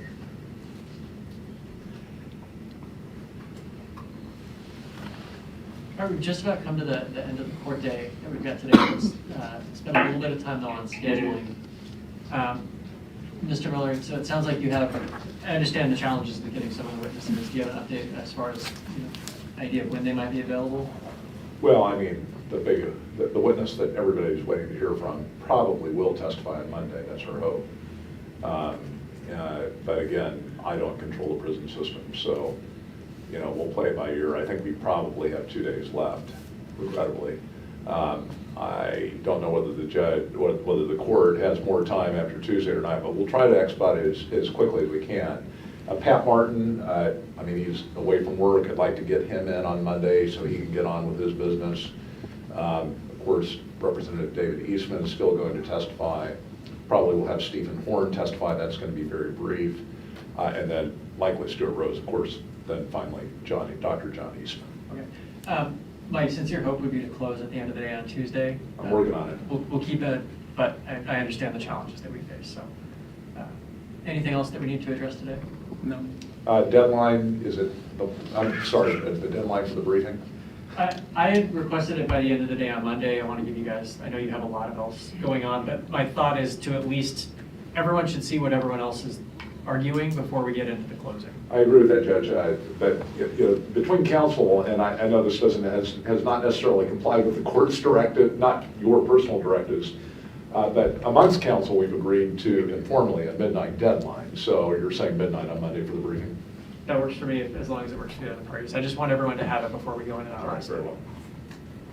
And Your Honor, I'll add that I want to confirm folks on my end, and the state will not be filing a brief on that. Understood. Thank you. So, and as we continue with the practice, I appreciate the courtesy copies being sent to chambers. It gets it in front of me a lot faster. So that's helpful. Please continue to do that. Anything else to address? No, Judge, thank you. 9 a.m. Monday morning back here. Have a good weekend, everyone. Stand up.